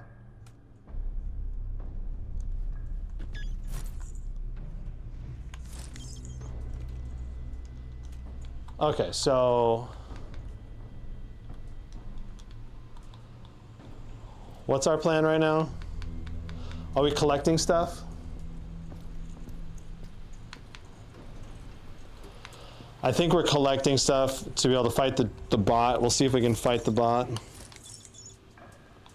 So we gotta grab stuff, put it in our backpack.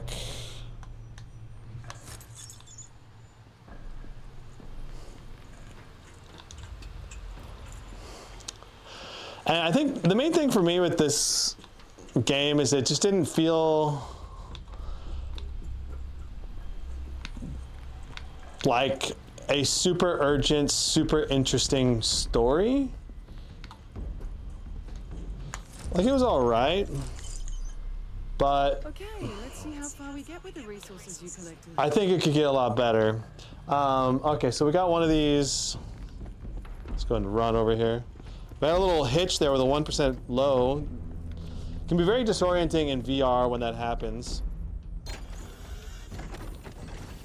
So we'll put the gun away. And let go.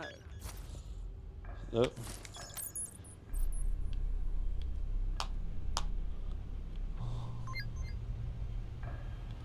What?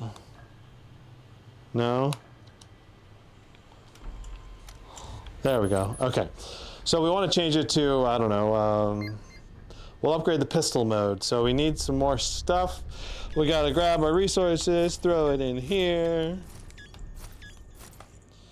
Pretty sure we can do that if we wanted to grab specific items. Or not. Let's just see how well that works. We're going to melt all that stuff down, and it's going to put it into little vials for us to use, which we can then put over here on the left. All right, we dropped one there. Let's go ahead and grab that one. That's a pink one. So this is our 3D printer. Wait, is this the right one? Oh, it goes in that one. Okay, just a trick of the light. The metals go in here. All right, and now we can go ahead and upgrade our gun. It worked. Oh, this will help you take out those drones. All right, let's get this over with. Time to kill those drones. Man, this is running really well. Okay, so now we should be able to kill the drones according to the lady. So we got one. We got a force field protecting us from the drones right now. Right now.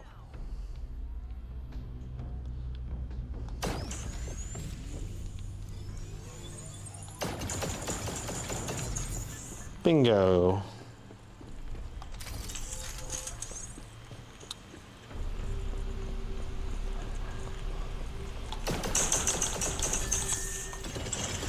Oh.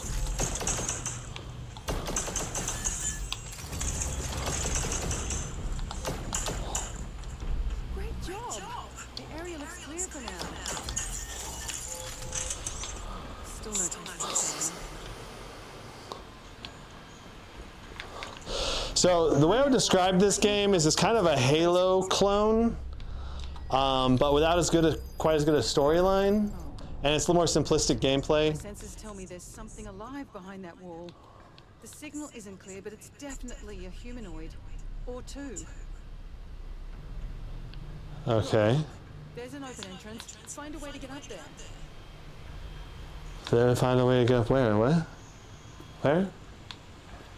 I'd find a way to get up there? How am I supposed to get up there? Oh. I think I know how. We gotta climb up here. The devs did a really good job with traversing in this game.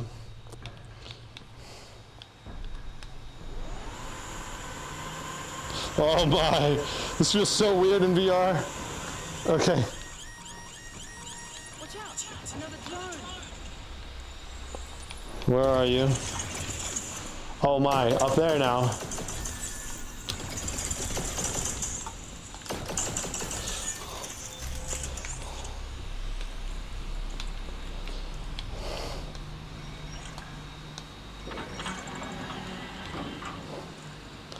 What's the point of going in here? I don't know. So I mean, that gives you an idea of Hubris. I mean, I think we could up the settings in this game quite a bit and still have a lot better visual quality.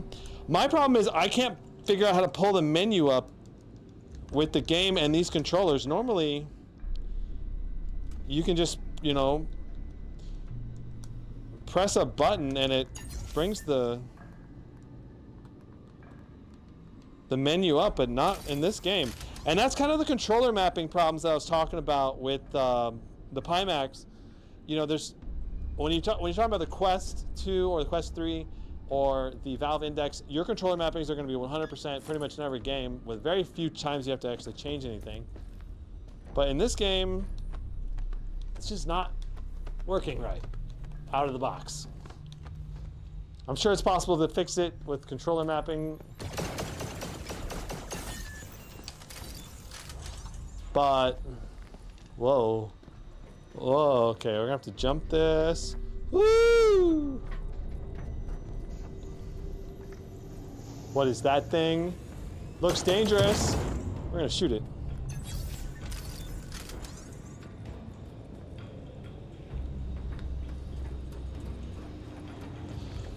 What's going on down here? Oh, snap.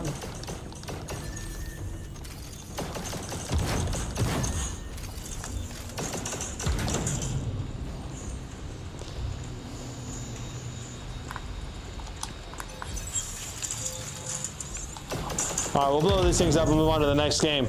But, what? I got hurt there.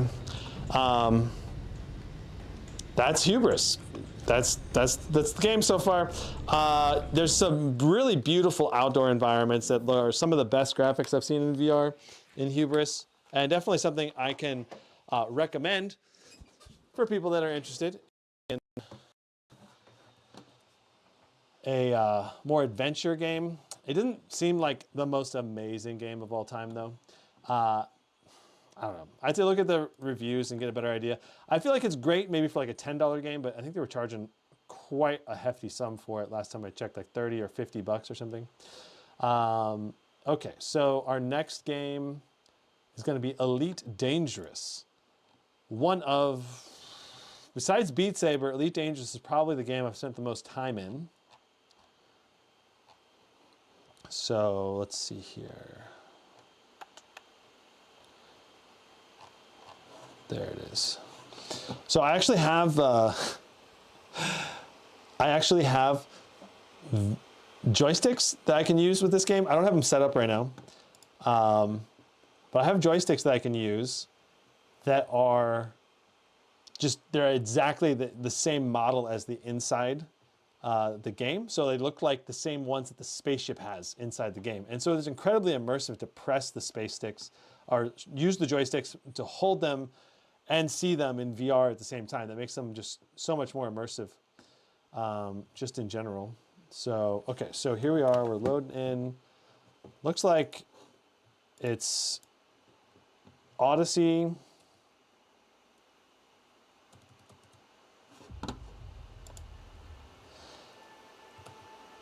So I don't think it's gonna let me,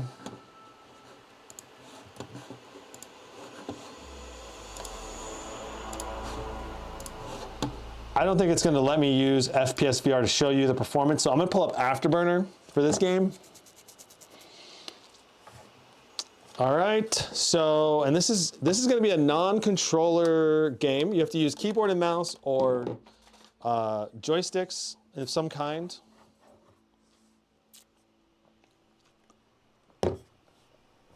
All right, so we're gonna put the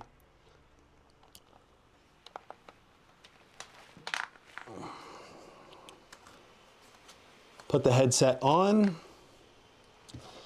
and we'll press F12.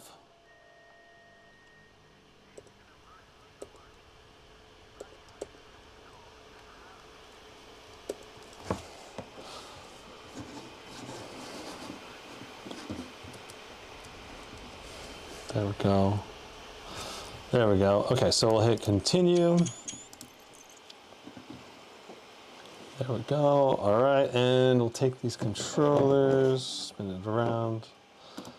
Beautiful. All right, so what's our FPS looking like right now? Now we're at 90.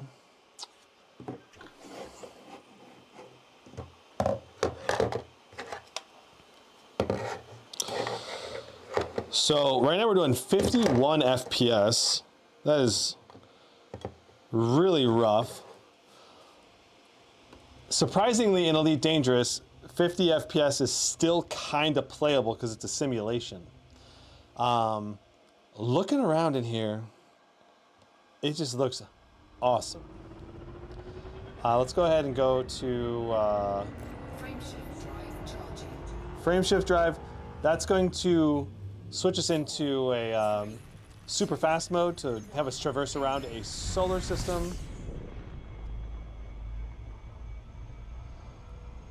I was on this planet trying to do a mission blowing up a base, but I don't think I have good enough equipment yet. So what we can do is we can pull up the menu here and we can find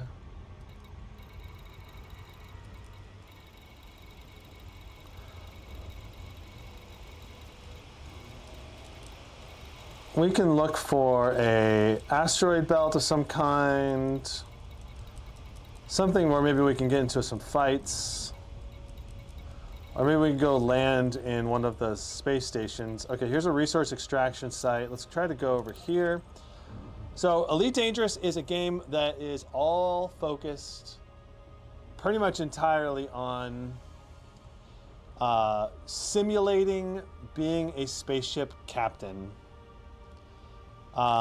So you, like a spaceship pilot, like you're controlling the spaceship, you're flying it, you're in control of it. You have to fly completely from point A to point B, including landing on a space station, refueling, all of that. So just going into the graphics here so you can see what our graphics settings are.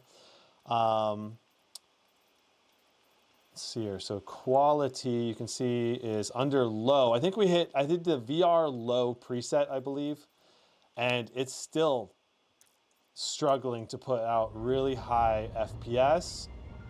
That said, it looks so clear. We can see everything right now.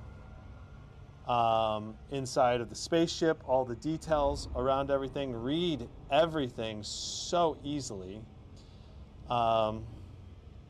60 FPS right now, though. It is rough.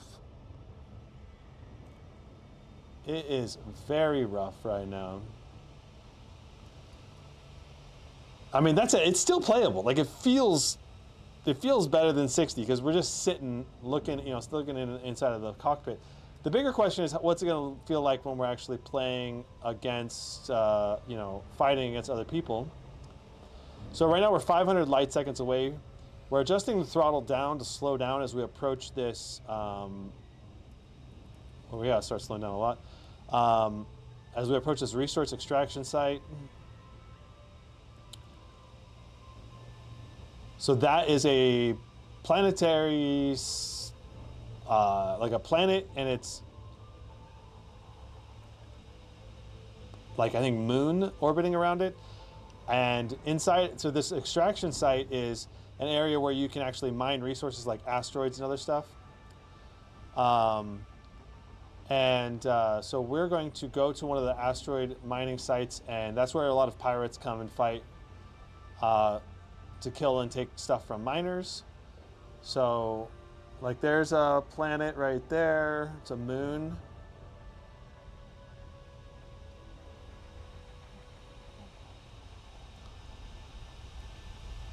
So we're entering, getting closer and closer to this planet. It feels so wild to me in VR with these, as you come up to these planets, you can see all the detail on the planet with the crystal. It feels absolutely amazing. Right now, like in this cockpit, it feels so immersive to have all of these, oh, I should get a little bit higher. Come down a little bit better. Our speed's getting close. We're getting closer. So you have to navigate this properly, so you get the correct distance from the target while coming down into the asteroid belt.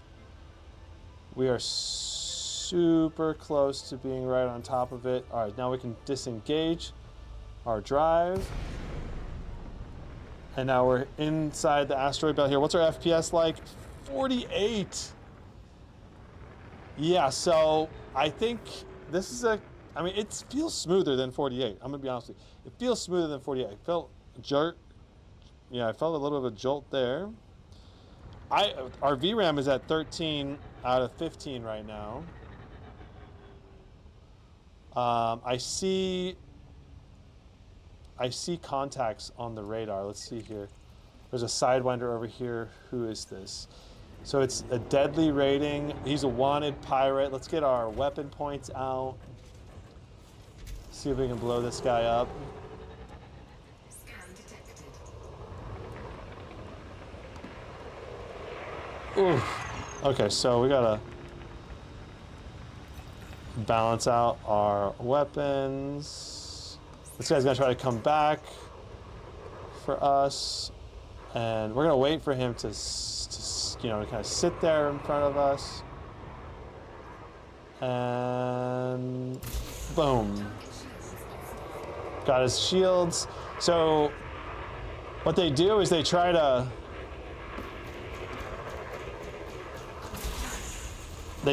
get you to a point where they can scan you.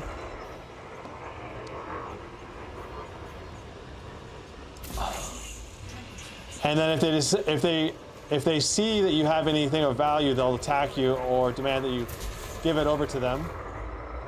I've almost blown this guy up.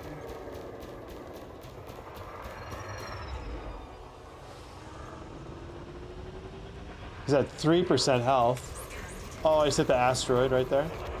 Oh! All right, so the police came and they helped me. They finished that guy off for me. This is insanely immersive, but it's not high enough FPS right now. We need higher FPS if we're gonna do this. Let's see here. Is S of? I'm guessing this is another pirate the police are hunting. Let's see if yeah, he is. We're gonna see if we can hit him before he gets. Oh, he got blown up by the police too fast.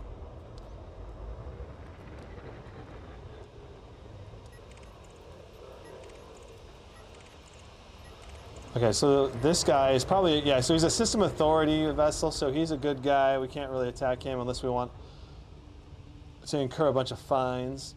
So one of my favorite activities in this game is mining. You get a mining vessel set up and you just cruise these fields looking for valuable resources, and it's like you have to fly around the asteroid and set mining charges to blow up the asteroid, and then you can collect the asteroid bits.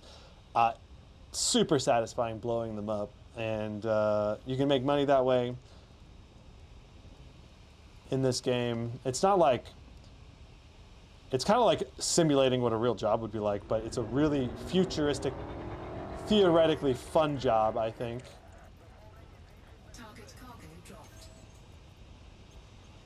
This guy's about to get blown up.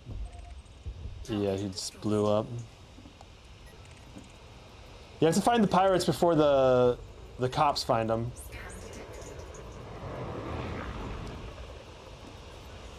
This guy's wanted, so we'll go ahead and blow this guy up. Did we get him? No, we didn't quite blow him up. All right, we're gonna blow this guy up, and then we'll. Ooh! Oh, hello! Oh my! He's like right on top of me.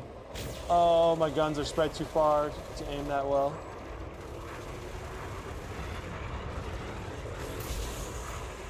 Got him again. Blew him up. Bingo. Okay, so I mean that's an example of what Elite Dangerous is like. It's a super fun game, but you definitely I want to optimize this a lot more to really get better FPS, because we're not getting enough FPS right now. I want at least, I don't know, I think 72 would be a good target for this game.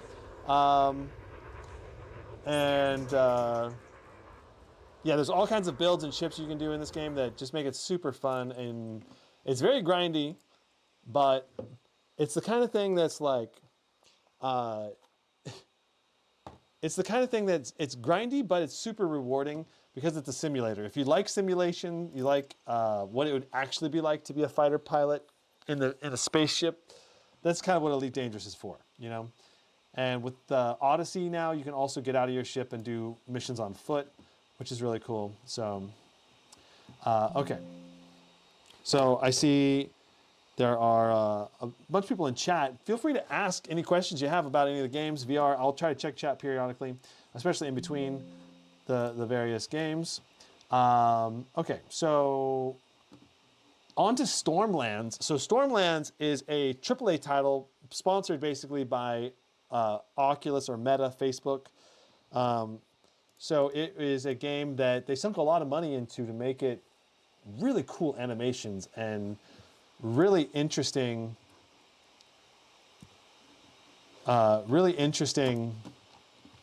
story. And so it's like this robot world where you are a robot that like got destroyed hurt, damaged at some point. You don't know what caused it, but you wake up. Something wakes you up, and it's like a dystopian world where the robots have been overthrown by some evil force or something going on, and your goal is to like come back to revive like the good robots and help them survive. And you explore this like cloud world and complete all these different objectives around the map. And yeah, so here we are. We're right into it. And let's go ahead and do this. There we go. And you know what? We can hide that right now. There we go. Okay. All right, so this is a game where you need controllers. It's fully immersive. And let's go ahead and see how we do. It looks like we're only getting 50 FPS right now, 54 FPS.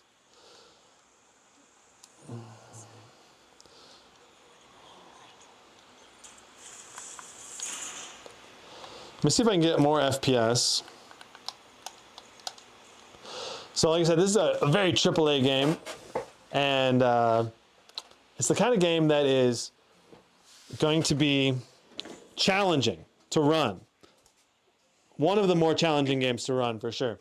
So there should be a way to adjust the settings. Here we are, graphics. Performance. So right now we're on, some of the settings are higher, and we're on pretty low settings overall though. Let's go to none anti-aliasing. Let's lower the resolution. Okay, so now we're at pretty much the lower end of settings, and now we're getting 90. Okay, so 90 is a lot better. Let's go ahead and play like this. So you can see the plant life has taken over the robotics facility here. And let's see, I should have guns. But my left gun is working.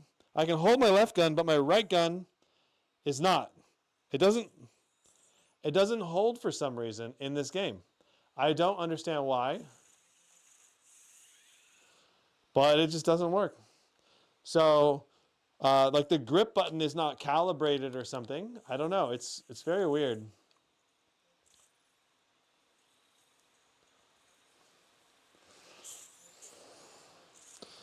Like even my left grip doesn't seem to hold very well, but it holds enough to at least use.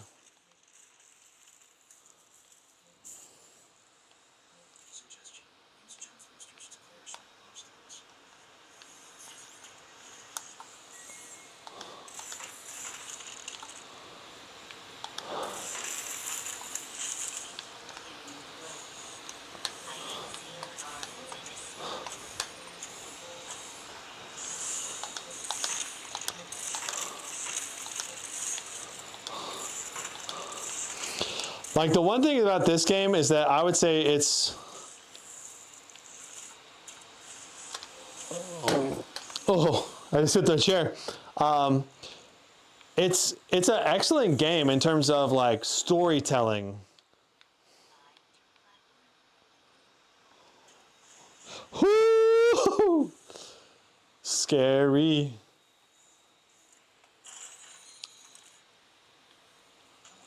Okay, so this is like an AI or something, I think.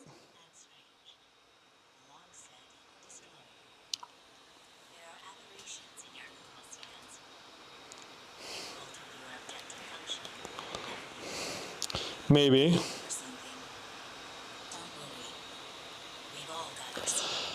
Like, I think the gamma is off. Everything is a little too dark. Is there any gamma control? I don't, because like I can't even read the menus up here very well.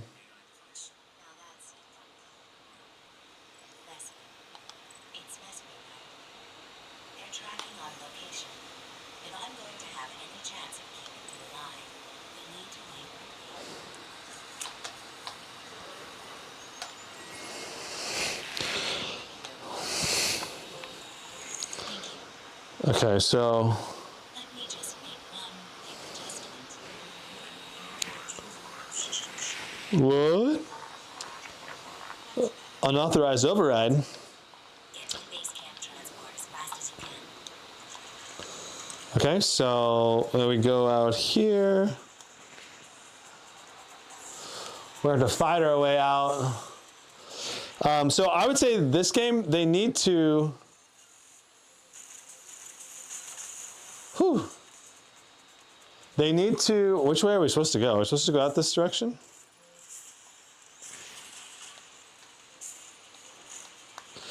My gun! Going to have to jump. Get to the transport. Hurry. Please. Where's the transports? All the way over there? It's so dark, I can hardly see. You know, this is like it's so annoying to me that this is happening. It's getting better. This area's a little better.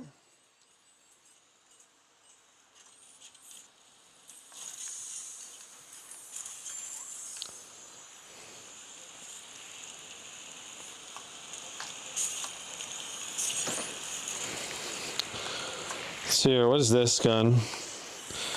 Shotgun?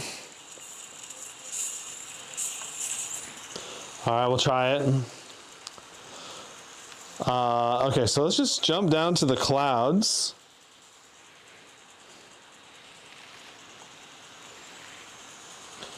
Do, do, do, do, do, do, do, do. Whee! Need to stay on course toward the transport. Those don't look like friendlies. It's the Tempest. Please. Just get us out of here.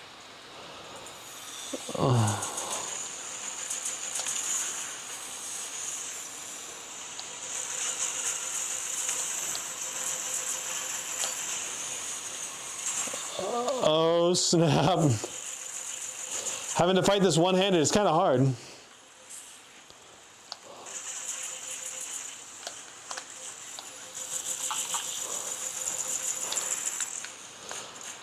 All right, I'm in. Launch.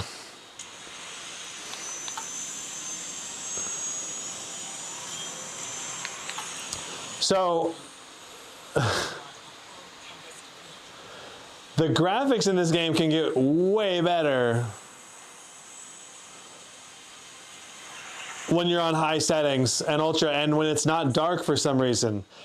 And it definitely, I don't know what's going on. It's not dark in my other VR headsets. So Pimax Crystal, Pimax, they need to spend some time optimizing the drivers or the settings or in the controllers, because I don't have any problems picking things up. I don't have any problems in any of the other games. So I think it's a Pimax needs to coordinate and calibrate for those games issue.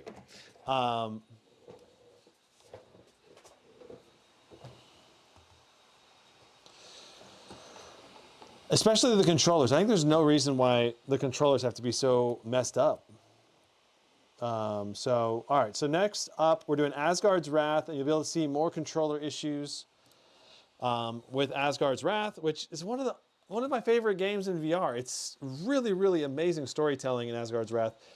And you can't experience the whole game because the grip buttons don't work properly again. And some of the keys that you really need to be able to operate inside the game, I don't know if they're mapped correctly. I don't know what's going on. But it's another game where it's disappointing, to say the least. Blogger says, I have the Blade 184090. Throttle stop is on, and I use MSI Afterburner. Yep, that is what I do too.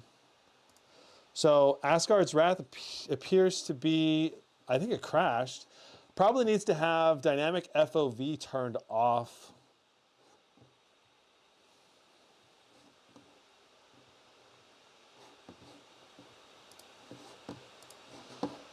So let's go to our device settings. We'll go to games. We'll go down to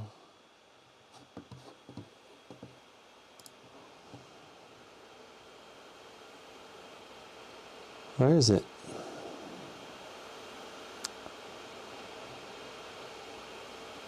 Sanzuru Games Inc. That's the one. We'll turn off dynamic foveated rendering. We'll apply that, and let's see how we do. So if you want dynamic foveated rendering in all your other games that it's supported, you enable it in the game settings and you disable it in the games that don't support it, because I think it's causing it to crash. Is what we just disabled dynamic foveated rendering. See if it loads this time.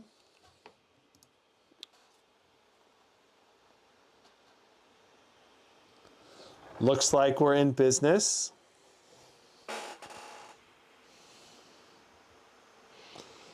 Awesome. Looks like our audio is set incorrectly for where the audio is supposed to go out, which is weird.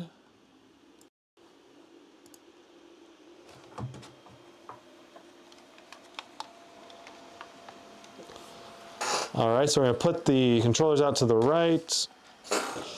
Let's go ahead and back up and get situated for this.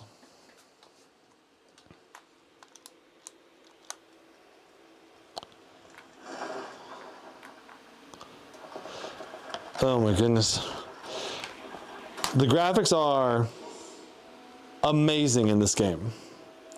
They are truly next level, which makes me really sad that it doesn't work very well. So in this, you can really see the bloom inside the headset around, like it's a dark objects, you know, dark background, bright objects, and the bloom around the little objects is quite noticeable. I'm not getting audio to the headset for some reason. Don't know why. Probably need to restart the game.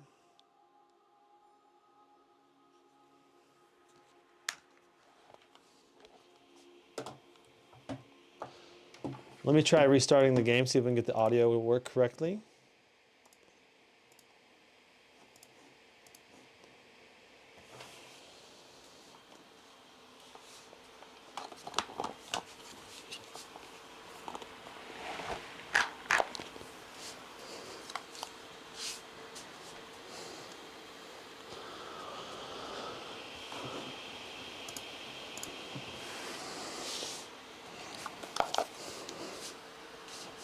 Okay, audio is loaded correctly.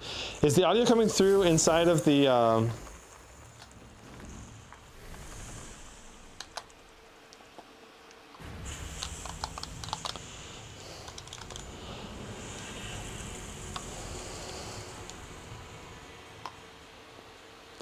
Is the audio coming through to the live stream okay? Is it too loud? Is it too quiet?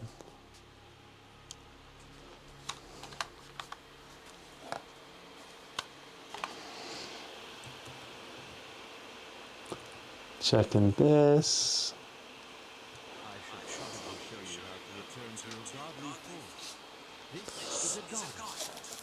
Okay, so here we are. We are hitting 45 FPS, so it must be cutting our FPS in half. We're using interpolated frames. And you can kind of see that when you do fast movements, it ends up looking pretty juddery. So we would have to, if we don't want that to happen,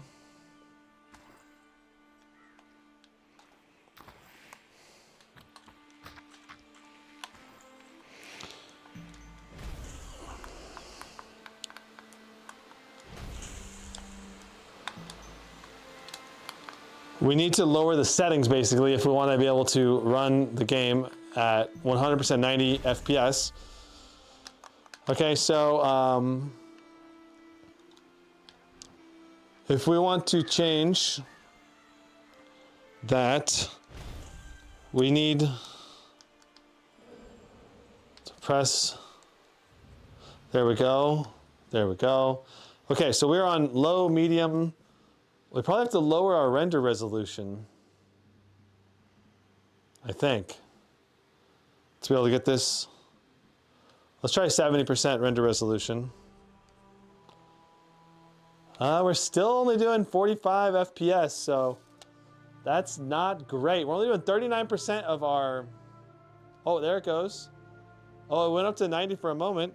So if I look down... If I look down... Oh, game got paused. I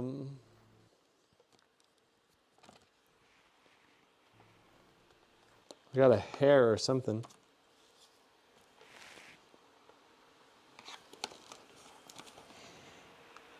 Okay, got it. I don't know. Either way, the performance on this is going to be very demanding.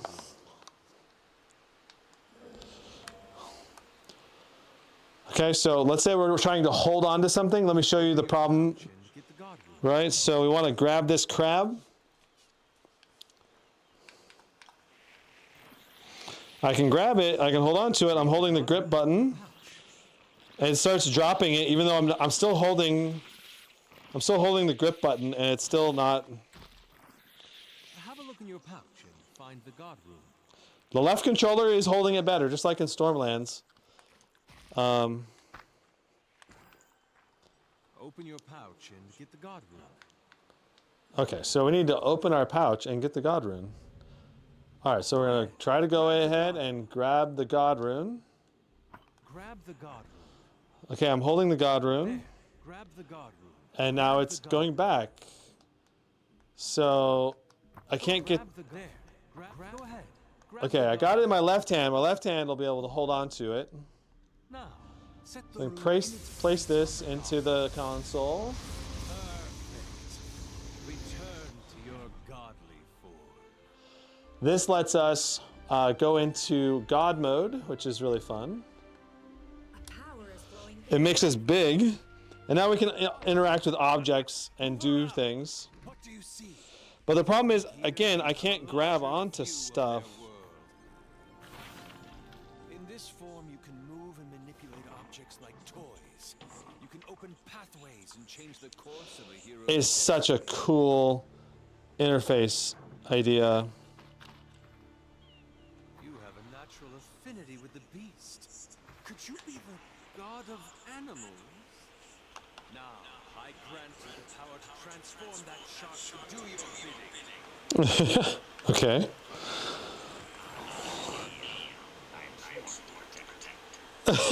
It's so cool. The 45 FPS, it's still playable, but it doesn't look great. I can definitely tell we're not getting as smooth a frame rate and gameplay experience. Turn to the shield maiden. All right. Turn to the shield maiden, so we can be on our way. Your powers are developing rapidly. With the god So we made this guy. He's our animal helper. between the girl and your godly form. Agier's bastard son. What is this monster? It is not attacking. Yes. I see an ally summoned by the gods to aid me. All right. Creature follower. We'll give him a high five. Okay, so he can corkscrew attack, and he's got a talent called Breach. Hang on corpse cages. Followers will obey your every command. They have unique talents that can be called upon. See what the shark makes of this tasty food. So I can tell the shark to come over here and open this doorway.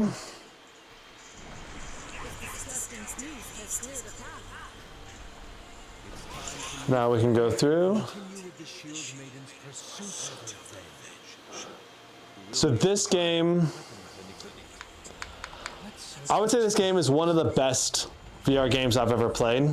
It's got swordplay, it's got strategy, it's got puzzles. It's probably in my top 5 favorite VR games of all time. Probably Half-Life Alyx, Elite Dangerous, and then this one probably. But it's just sad that the grip buttons aren't working correctly.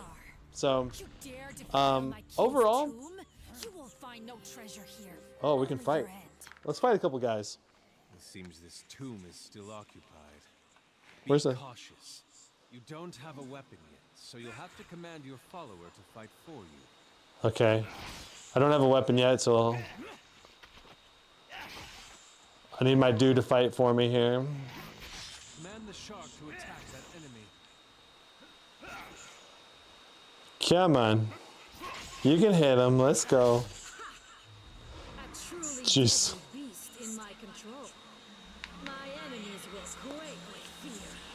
So the reason why it jumps down to 45 FPS is that it basically interpolates every other frame when you're struggling to hit the full 90 FPS.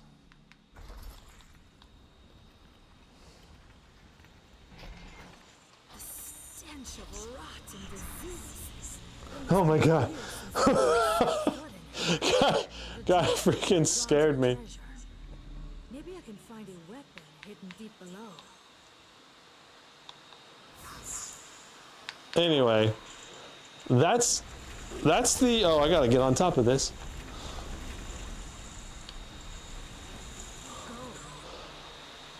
All right, that's Asgard's Wrath. Issues with gripping, just like Stormlands. Graphics are very demanding, very fun game. I really want, I can't.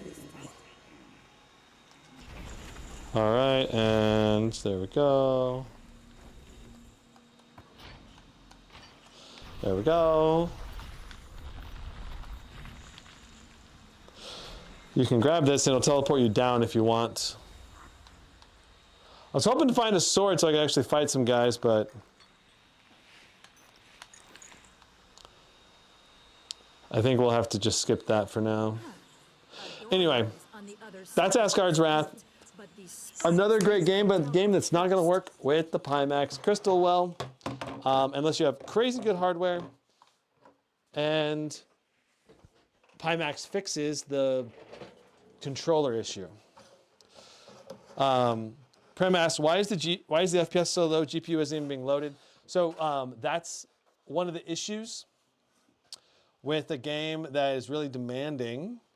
It wants, within VR games, the way it works is the VR game will either try to hit the full 90 hertz, and if it can, it'll go to that. If it can confidently hit the 90 FPS and fulfill every frame, it'll do that. If it can't, if it can only get, say, 60 FPS or 40 FPS, 60 or 70 FPS, 80 FPS, many games will cut the frame rate in half and then interpolate the frames with like fake frames. Basically, they basically insert fake frames, and visually inside the headset, it sometimes looks better having those fake frames interpolated, basically, to have a more consistent-ish experience than, say, 60 FPS. You get 45, but it's like half of them are interpolated. If the game detects that you can hit the full 90, it'll upgrade to the full 90. But yeah, it's really frustrating when a game isn't optimized or it's utilizing the half frame rate all the time when you're only hitting like 30, 40, 50% GPU utilization. I'm like, just give me like the 80, 90 FPS, like, because oftentimes you might be able to hit, as long as I'm hitting over 75, I want to be hitting that, at least do the 75. Don't do the interpolation. 75 still looks pretty good, I think. Yeah, so that's one of the dilemmas of using a VR system that's kind of underpowered or not quite powered enough to hit the full frame rate. Great question, though. And it's a very common issue. You can disable this, at least in Steam games, but the meta games, you might not be able to. I'm not sure. It can be frustrating. And that's, if you're dealing with like the Quest 3, the lower resolution, you're not going to run into the interpolated 45 FPS frame issue nearly as often because it's a lower resolution. It's much easier to hit the FPS target. One way you could try to improve the frame rate, obviously, is lowering the settings, lowering the render resolution, lowering the target resolution inside of the Pimax settings. There's all kinds of ways you can overclock your GPU. You can make sure your GPU and your laptop, if you're using a laptop, is set to the maximum performance mode. All those things can make a big difference. Okay, so this game is Lone Echo 2, a game I've not actually beaten yet. I beat Lone Echo 1. It was amazing. One of my favorite VR experiences of all time. and highly, highly recommended. For this game, I recommend sitting down as well. It's a better experience when you sit down, I think. Okay, so this game, you are an astronaut.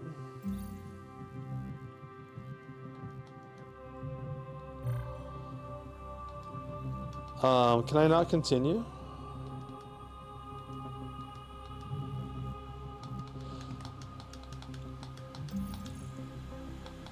I don't understand why I didn't save my game last time. It's not letting me select a new game either. This is... That was very weird.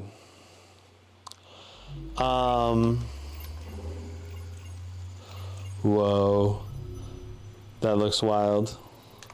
So the idea is that you are like a robot. You are the only person who calls me judge. Let me see if I can restart it. Because I went through the tutorial already. I'd like to be able to just go right into my save.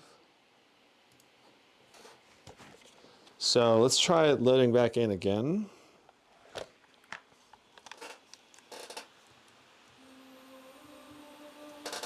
All right, so there we go, and there we go. There we go. Well, hit continue. Now it's working.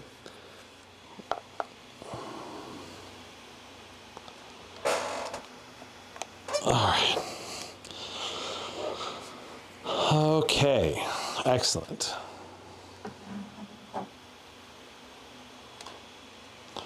So hopefully we can hit 60 FPS in this game.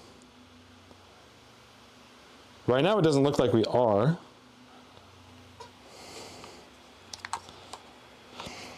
So this is like a zero gravity game. You are able to float around space stations, do tasks like fixing the space station, moving stuff, and then eventually you, in Lone Echo 1, there's like a flood-like invasion of the space station-ish and another spaceship that comes teleporting into your environment, and you have to solve the dilemma. Okay, so we are doing 45 FPS again. It's the smart smoothing. Well, it went towards 60 once there.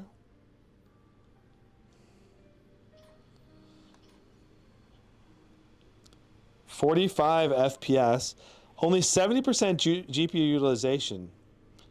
So, this game is so amazing. It feels like... I swear sometimes it feels like this place is just a hair's breadth from falling to pieces. Let me see if I can change any settings to get it to over the hump, if you will. We'll disable that. Resolution scale set to 80. Ambient occlusion. Set everything. I guess we're setting everything to low except textures if we can.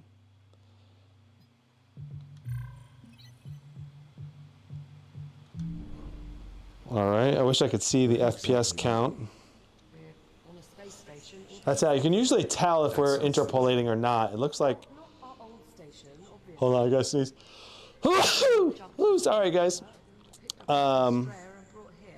Yeah, it looks like we're still interpolating frames. Only 53% GPU utilization, though. What the heck? Man. So, under the Pimax settings, maybe there's something we can do. I don't think so, though. The Steam VR games, yes. The MetaQuest games, not sure. Let's see here. Let's go to Crystal Device Settings. Games. Let's go to Lone Echo 2. Smart Soothing is enabled, so let's just turn that off. And apply that. All right, now. Oh, wow, there we go. Nice. See, now we're getting the FPS that we should be getting. We're at least getting the 80, 90 FPS range. And wow, it feels so much smoother now. Yeah, that's better. Honestly, now I'm tempted to see if we can bump a couple settings back up. At least resolution scale back to 100. Let's see if we can do that. That can really sharpen everything up a lot. How'd that do? How are we at now? 66? I don't know if that's worth it or not. So this lady's waiting for us. Let's go ahead and head on over there. Whoo, we're floating in space. It's a far cry from my old room on the Kronos, but I think I've managed to spruce it up a bit. What do you think? And she was kind of cuter in the first Lone Echo 1. She got really old in this one. Not that she's not an awesome character. She's a great character either way, but it's just interesting seeing her age. Okay, so we can talk to her. You appear to be settling in well enough. Not much choice, really. I mean, it's Things look really smooth right now. Look at this. Duck charms. What? To dig through what's left of the Kronos. Kronos 2 is still out there. I mean, I can't be sure, but yeah. I think there are at least 1 or 2 sections that manage to stay in orbit after Odyssey. Plus, there was much good thing, too. Otherwise, I'd never have found all the parts I needed to fix. So I can ask her a question about this toy. Toys. Oh, that was when we moved in. You do have to admit, though, it does help liven up. It's I'm trying to just hold on to this toy, and again, my right grip button is not calibrated correctly. So it's all the meta games are struggling with the grip with the controllers. So I don't think I've ever been more relieved to see you. If there's anything more you want to know, just ask.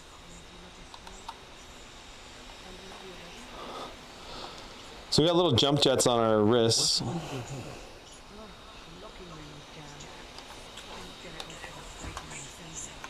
Guess this is where they sleep. This is pretty wild. What in the heck is out here?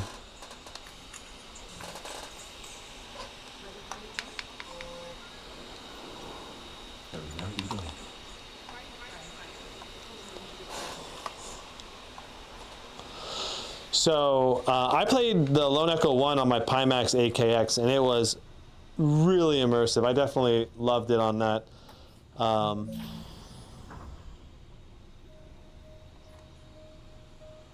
And given the fact that we can't even max the hardware right now, that we're, max this game out at all, Well, this is it. Our new home. really shows that if you want to maximize a game like this, you really need a 4090 on a crystal. There you are. We were beginning to worry. It is crazy detailed. I thought you'd like to know. We have another cargo drone inbound. How long? A few minutes. Like when the graphics are turned up on this to the max with full resolution, it is Some time then. one of the most gorgeous AAA games ever made. Probably this and Half-Life Alyx and Asgard's Wrath are the 3 highest end graphical games that have been made, probably. They look so good. What happened to me? Truth be told, And they all have really good storytelling. we were on the Estrella, still trying to wrap our heads around the fact we'd just, time traveled, when you started crashing. One system at a time. Like, I've never felt like I was We kept you alive long enough for me to work out a member on a space crew as much as I have in this game. Elite Dangerous makes you feel like you're a spaceship pilot. Lone Echo 2, Lone Echo feels like you're like a actual astronaut in a space station. It's incredible. story, Juno? Did you work out what was causing those power fluctuations or not? This looks familiar. I know, right?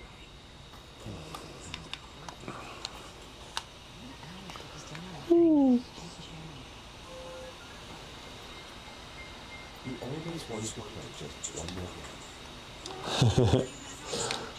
True. So yeah, there's Lone Echo 2. The FPS, we're in the 70s to 90s right now. And GPU utilization is still only 77%. That's interesting. Nice. Very interesting.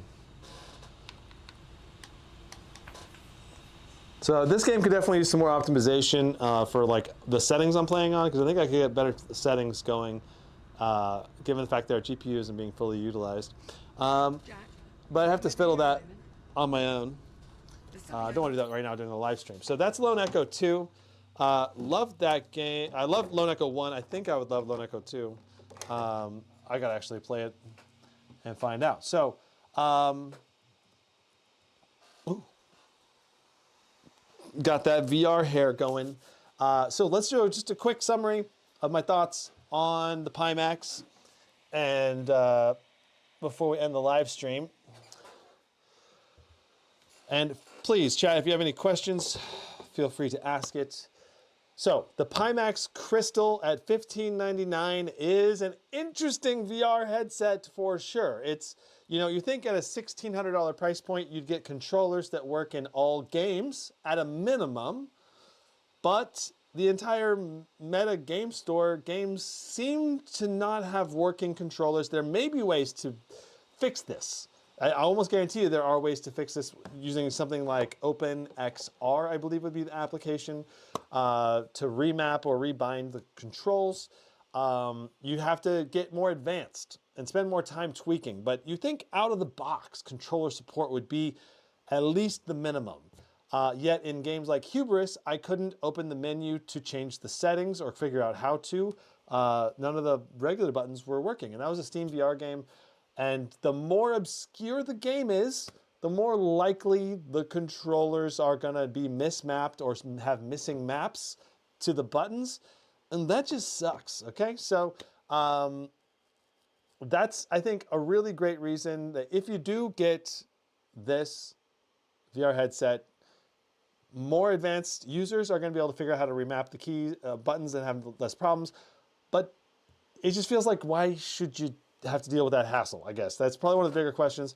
And that leads me more towards recommending this towards simulated VR gamers in particular, right? Because you don't need to worry about that for games like racing games, because you're going to be using external joysticks and controllers and racing wheels. All of those are going to need to be configured anyway, most likely, depending on which one you get. So for a simulated racer, that's a non-issue. But if for a general gamer, you want your controllers to be mapped properly. So that's probably my first and biggest criticism of like just deal breakers about the Pimax Crystal. Beyond the fact that it's extremely finicky hardware in terms of consistently getting it to work, right? Like you get into a amazing VR experience, you don't get into the Pimax the next day, you know, then like the weekend comes around, you're like, oh, I want to play again, and then like you have to fiddle with it for 15 minutes to get it to turn on sometimes. At least I have. But now that I've had more experience, you know, I unplug everything, restart my computer, and it works. It's only like 2 or 3 minutes of fiddling now to get it to working again. It still sucks at a $1,600 price point. You want your headset to work consistently. So those aren't going to be deal breakers for people that are patient and who are advanced enough. And then the other thing, number 3, is that because it's such a high resolution VR headset, users are going to need to be able to tweak settings to be able to get playable frame rates. As you saw in Asgard's Wrath and in Lone Echo there, smart smoothing was enabled by default, and you might not want smart smoothing, right? Like you might not want smart smoothing for those games, especially if you're close, you know, you're hitting 75 to 85 FPS and it's just downing your FPS down to 45 all the time. It's just not great experience. So being an advanced enough user to be able to know when to turn smart smoothing on and off is very important. When to lower the resolution. In general, I prefer to never have smart smoothing on ever. And instead, I would rather down the resolution is what I would rather do, or down the graphical settings to be able to get to 90 FPS. You know, and if you're really struggling to hit the 90 FPS mark, you can switch the headset into the 72 hertz refresh rate.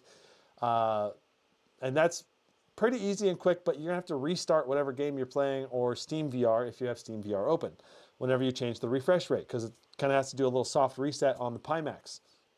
And I love that the Pimax has that flexibility to go from 72 to 90 to 120 on the refresh rate. That's huge, especially for this headset. But again, only advanced users are going to be able to understand what refresh rate is and how to maximize it. So, yeah, like games that you struggle to hit 90, you go down to 72, and then games that are easy to hit 90, you might want to go up to 120. And that's why I kind of wish each game you could pick. Switch to 120, switch to 90, switch to 72 for each specific game, so that way you don't have to reset the whole headset and exit the game every time you switch games or whatever. When you know, like I don't have to fiddle with that setting all the time. I want it to be automatic, I guess is what I'm trying to say. So that's kind of a downside there. For how powerful of a GPU, I talked about this, but you want a 4070 Ti for a desktop or higher, or maybe an RTX 3080 to 3090 or higher. For laptops, I would say a 4080 or 4090 laptop GPU. If you go below that, you say you go for the RTX 3080 from last gen, 3070, it's going to be a struggle, but you can make it work if you go down on the resolution to a lower resolution. I would say typically, if you get like a 4060, 4070, 4050, those ones will still run it, but you're running into VRAM issues most likely. That'll cause some stuttering if you don't down the textures and maybe even the resolution as well. So, yeah, VR is very high resolution and VRAM demanding. So keep those things in mind. All right. Okay. So as far as tracking, I think the headset tracking, very good. Generally, a couple times you kind of feel a little bit wonky with it, but generally I'd say 98, 99% of the time, headset tracking is great. No issues. Controller tracking, high variance, but generally pretty good. Really, I think the controller issues more center around button mapping than it is about the tracking, unless you're playing a game that needs really high quality controller tracking. Like I said, like Pavlov. But you saw me playing Hyperdash. I was able to kill people and play the game just fine. But if you're ultra competitive, Lighthouse tracking is the way to go, which you can do with the Pimax Crystal. So it's still possible to do that. Yeah, the Pimax software, the primary issue with the Pimax software is just, you know, detecting the headset, getting it going consistently is not something that I can confidently be like, oh yeah, let me go up to the Crystal, press the button, put it on, instantly start playing my game every time. It's like half the time I come up to it, like literally about half the time, it's like in some kind of sleep mode, locked up or something. I'm having to completely reset it. If I haven't used it for a few days and I come back to it, that's when it's usually going to be in the locked up state in some way. And so I don't know if it's related to this hibernation mode of the headset. Something needs to be fixed. I'm sure it's fixable. It's a software driver issue to the best of my knowledge. So I imagine Pimax will fix it at some point. They are pretty dedicated to fixing and improving their products. That's the one thing I'll say about Pimax, and their support, in my experience, has been pretty good. Anytime like I need something fixed or repaired, they're usually very good about, you know, responding to emails promptly, usually within 24 hours, and getting on top of the issue, helping you fix it. So in my experience with Pimax has been good. I know some people have had bad experiences too, just like any other company. So it's going to be a mixed bag with pretty much all the different companies. But generally, I would say it's a pretty good support experience with knowledgeable people responding to you and helping you figure it out. What you need for a really advanced headset like this, you pretty much need to have that. Otherwise, you're going to run into common issues where you're like, why can't I get the headset to run at 90 hertz or 90 FPS? And you're like, oh, the smart smoothing is enabled in the background. And you can talk to a support person to help you figure out what's going on with getting your game to work properly. So that, I think, is good. I think one issue can be repairs. I believe they're working with U.S. repair people now, but I know for a time there you had to like ship it back to China to get it fixed. I think they're working with U.S. repair teams now, so that should be better compared to say several years ago. That's the best of my knowledge in terms of Pimax support, software, all of that. Overall, like, if you're a sim gamer and you got a high-end PC, I think you either go Crystal, Varo Aero, or Bigscreen Beyond right now. And I think the Pimax Crystal is absolutely a legit choice. It's a great choice for an advanced user that knows what they're doing. I mean, that's going to be most VR users. Now, like, if you're like a medium advanced user, like you got some advancedness, like I feel like going with something like the Index or the Quest 3 or the Bigscreen Beyond, depending on what your budget is, may be a little bit more user-friendly because they have a larger user base. All the buttons on your controllers, for example, are going to be mapped, which is an issue with the Pimax right now. Like, that's a big deal, not having your buttons mapped. So that's basically where I'm at with the Pimax. In terms of its value, it's not a high value, but it's a premium product, and it really delivers on its visuals and its clarity. But there's definitely room for improvement, particularly, again, with the controllers and the software drivers, making sure the device is always wake-upable and immediately usable whenever you want to use it. So, yeah, I think that pretty much sums up my thoughts on the Pimax Crystal. It's mind-blowingly clear. That's the thing. Like, it's a really amazing VR headset when it's working, when you got the hardware to play the games that you want to play. It's really, really great headset. And when it's messing up and when the controllers don't work, it's kind of a dead-in-the-water headset in those specific instances until the issue has been fixed or addressed. So, yeah. Can I recommend it? Yes, for certain kinds of gamers. And I guess the caveats related to the controllers can be completely fixed simply by, getting a Valve Index controllers, the Knuckles, or some other type of Lighthouse controller, and getting the Lighthouse faceplate for the Crystal. So it's entirely possible if you want to go down the road with the Crystal. And that would pretty much shore up its major weaknesses, aside from it's just getting it to start up consistently. So, yeah. Anyway, that's my Pimax Crystal review for now. I'll continue using it, I think, as my primary VR headset, and we'll see how they improve it. And I'll try playing through some of these games that I need to beat, like Lone Echo 2, and some of the other ones, and seeing, how well does the headset hold up over time. And I'll report back later, probably with new results as they make improvements and all of that. So thanks so much for those of you that tuned in and watched. And for anyone that found this review helpful, I hope you did. And hit that subscribe button, hit that like button, and I'll see you in the next one. Okay, wait, I see some people in chat asking some questions. Let me respond to some questions. Sorry. So Mars says, bro, do you suffer 3D sickness? Dead in the water? So 3D sickness, that's a very great question. VR motion can cause motion sickness.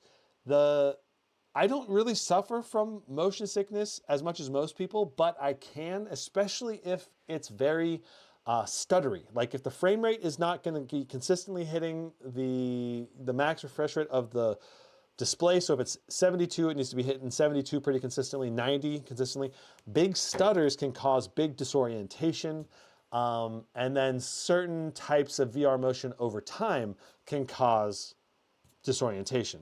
But ultimately what you have to do if you want to be able to play VR games and do full motion like I was doing today, you need to be able to disconnect the locomotion of your feet from the vision of what you're seeing, because it's way more immersive than just a flat screen gaming display. And being able to do the VR advanced motion stuff is incredible. Like it's way different type of gaming than flat screen gaming, and I love it. But yeah, if I do it a lot, sometimes I do get motion sickness, especially if it's stuttering. So that'd be the first thing I'd say. Make sure it doesn't stutter.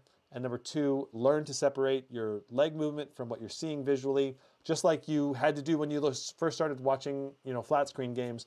you got to think about like, okay, my brain is looking at a player character moving through space. My real body's not moving. You have to disconnect your real body from that digital body that you're seeing. So that way you don't get that motion sickness. Clark says, Pimax, too little, too late. Well, I've been a big Pimax fan. I was the Kickstarter supporter, actually, for their original Pimax 8K back, like, I don't know, 7 years ago or something when they first launched Pimax. And then I ended up switching to a 5K Plus. And then when the 8KX came out, I ended up getting that. And now the Pimax Crystal, and I've been checking out their tech. I love how they're pushing the boundaries of VR, but I really wish they would invest more into the software engineering and making sure like the buttons are mapped correctly, the device always powers on. Just some of the key things that really are needed for a device to be like amazing. You really want to always be able to count on the controllers, button mappings, functionality in every single game. Like they like literally should have a guy whose job is to play every single VR game that exists and make sure all the buttons are mapped properly in every single game, and that you can do everything in the game and all the menus work and just everything works, you know? Like that should be a job for someone over there in Pimax. And I just feel like that job's not been fulfilled as well as it should be or was looked over, because most of the games work, but you know, like if only 70% of the games work and 30% don't, that sucks. You know, like you got to have all the games work, all of the software work consistently. That's it. I tried the Pimax Crystal in CES 2022, and man, that was not good. At that point, the software was really bad, and they've come a long way in getting the Crystal to be more reliable. Like, and I'm sure it'll keep getting better. Like 2 years from now, the Crystal will probably be very polished and everything's gonna be working great. But I don't know at what point, is it 6 months from now that everything's perfectly polished, or is it gonna be, you know, the 2 years from now mark, or will it never? I think it probably will. I think for simulation gamers, racing, flight sim, it's already polished enough to be basically perfect for those type of gamers. For the room scale VR users, that's kind of where the issue is, like, because the controllers aren't mapped as well. The controller tracking is not quite as good as, you know, it's sometimes downright poor, but generally speaking, it's pretty acceptable. Okay, Parky says, with just remapping the controllers and fiddling around with it too is getting to start, wouldn't bother me too much. Seems pretty good value. May pick it up in the future, just nice. It can run pretty smoothly with an 18-inch 4090 laptop. Yeah, that was pretty surprising to me, honestly. I was expecting it to struggle more, right? Like, I'm like, you know, Lone Echo 2, Asgard's Wrath, that's what I was expecting in more games, but surprisingly, out of the 10 or so games we tried, many of them were running at perfect 90 FPS refresh rate flawlessly. Like, about, I think it was like 7 out of the 10. So if you can, especially if you can fiddle with the settings, you should be able to get playable frame rates in basically everything eventually, you know, as you tweak it and all that. So including Asgard's Wrath and Lone Echo 2, we're getting higher frame rates. And there's more settings inside of the Pimax device settings, like changing the target resolution. That's how you can change your basic render resolution as well. So you can go even lower resolution, and then you can maybe up some of the shadows and anti-aliasing and stuff like that, and then get a better visual image balance inside those games. So, so yeah, if you do decide to pick up the Crystal, link in the description. It's an affiliate link, and it does help support me as a content creator. But you know, that's not my focus. My focus is on being honest and giving you the truth about whether it's a good product. I feel like I did that today as best as I can with the time I've spent with the product. Certain games, absolutely amazing. As long as the controllers are working, as long as the device is working, and you've got enough power to power the graphical throughput of the Crystal, it's arguably the best VR experience you can get when everything, all the ducks line up, and it knocks it out of the park. But then you play another game, the controllers aren't mapped right, or whatever. You have to do extra tweaking with the graphical settings. You know, that impairs your experience until everything is lined up again. And then once it's all lined up, you can load the game over and over again without issue. So Pimax Crystal, great for advanced users. For medium advanced users, it's going to be pretty dicey. Like, you have to learn a lot. You have to be willing to Google and talk to support to figure out what's going on with your game, why it's not working. And for beginner users, I'd say just don't probably get the Crystal for now. Probably would skip Pimax as a brand for beginner users. I'd get probably something like the Valve Index, the Quest 3. Probably the Quest 3 would be the way to go over the Index. The Index is not great. Probably Bigscreen Beyond would be the way to go if you want to go with all Lighthouse only. I haven't tried Bigscreen Beyond. I don't know what their software and driver support are like, but I've heard good things. I've heard very few negative things about them, but they're not as good as the Crystal. Like, in terms of visuals, definitely they're not going to be as good. But they're going to still be pretty dang good, right? So, all right, that's it for this live stream review of the Pimax Crystal for now. I hope you enjoyed it. I mean, it's a doozy trying to review VR. It's so much more detailed, I think, in terms of how to review them. And it's something that I'm still learning and trying to improve. So I appreciate your patience today with some of the audio and visual things when it was not quite showing the game and everything. Anyway, thank you so much. Love you guys. See you in the next one. Brandon, out. Bye-bye.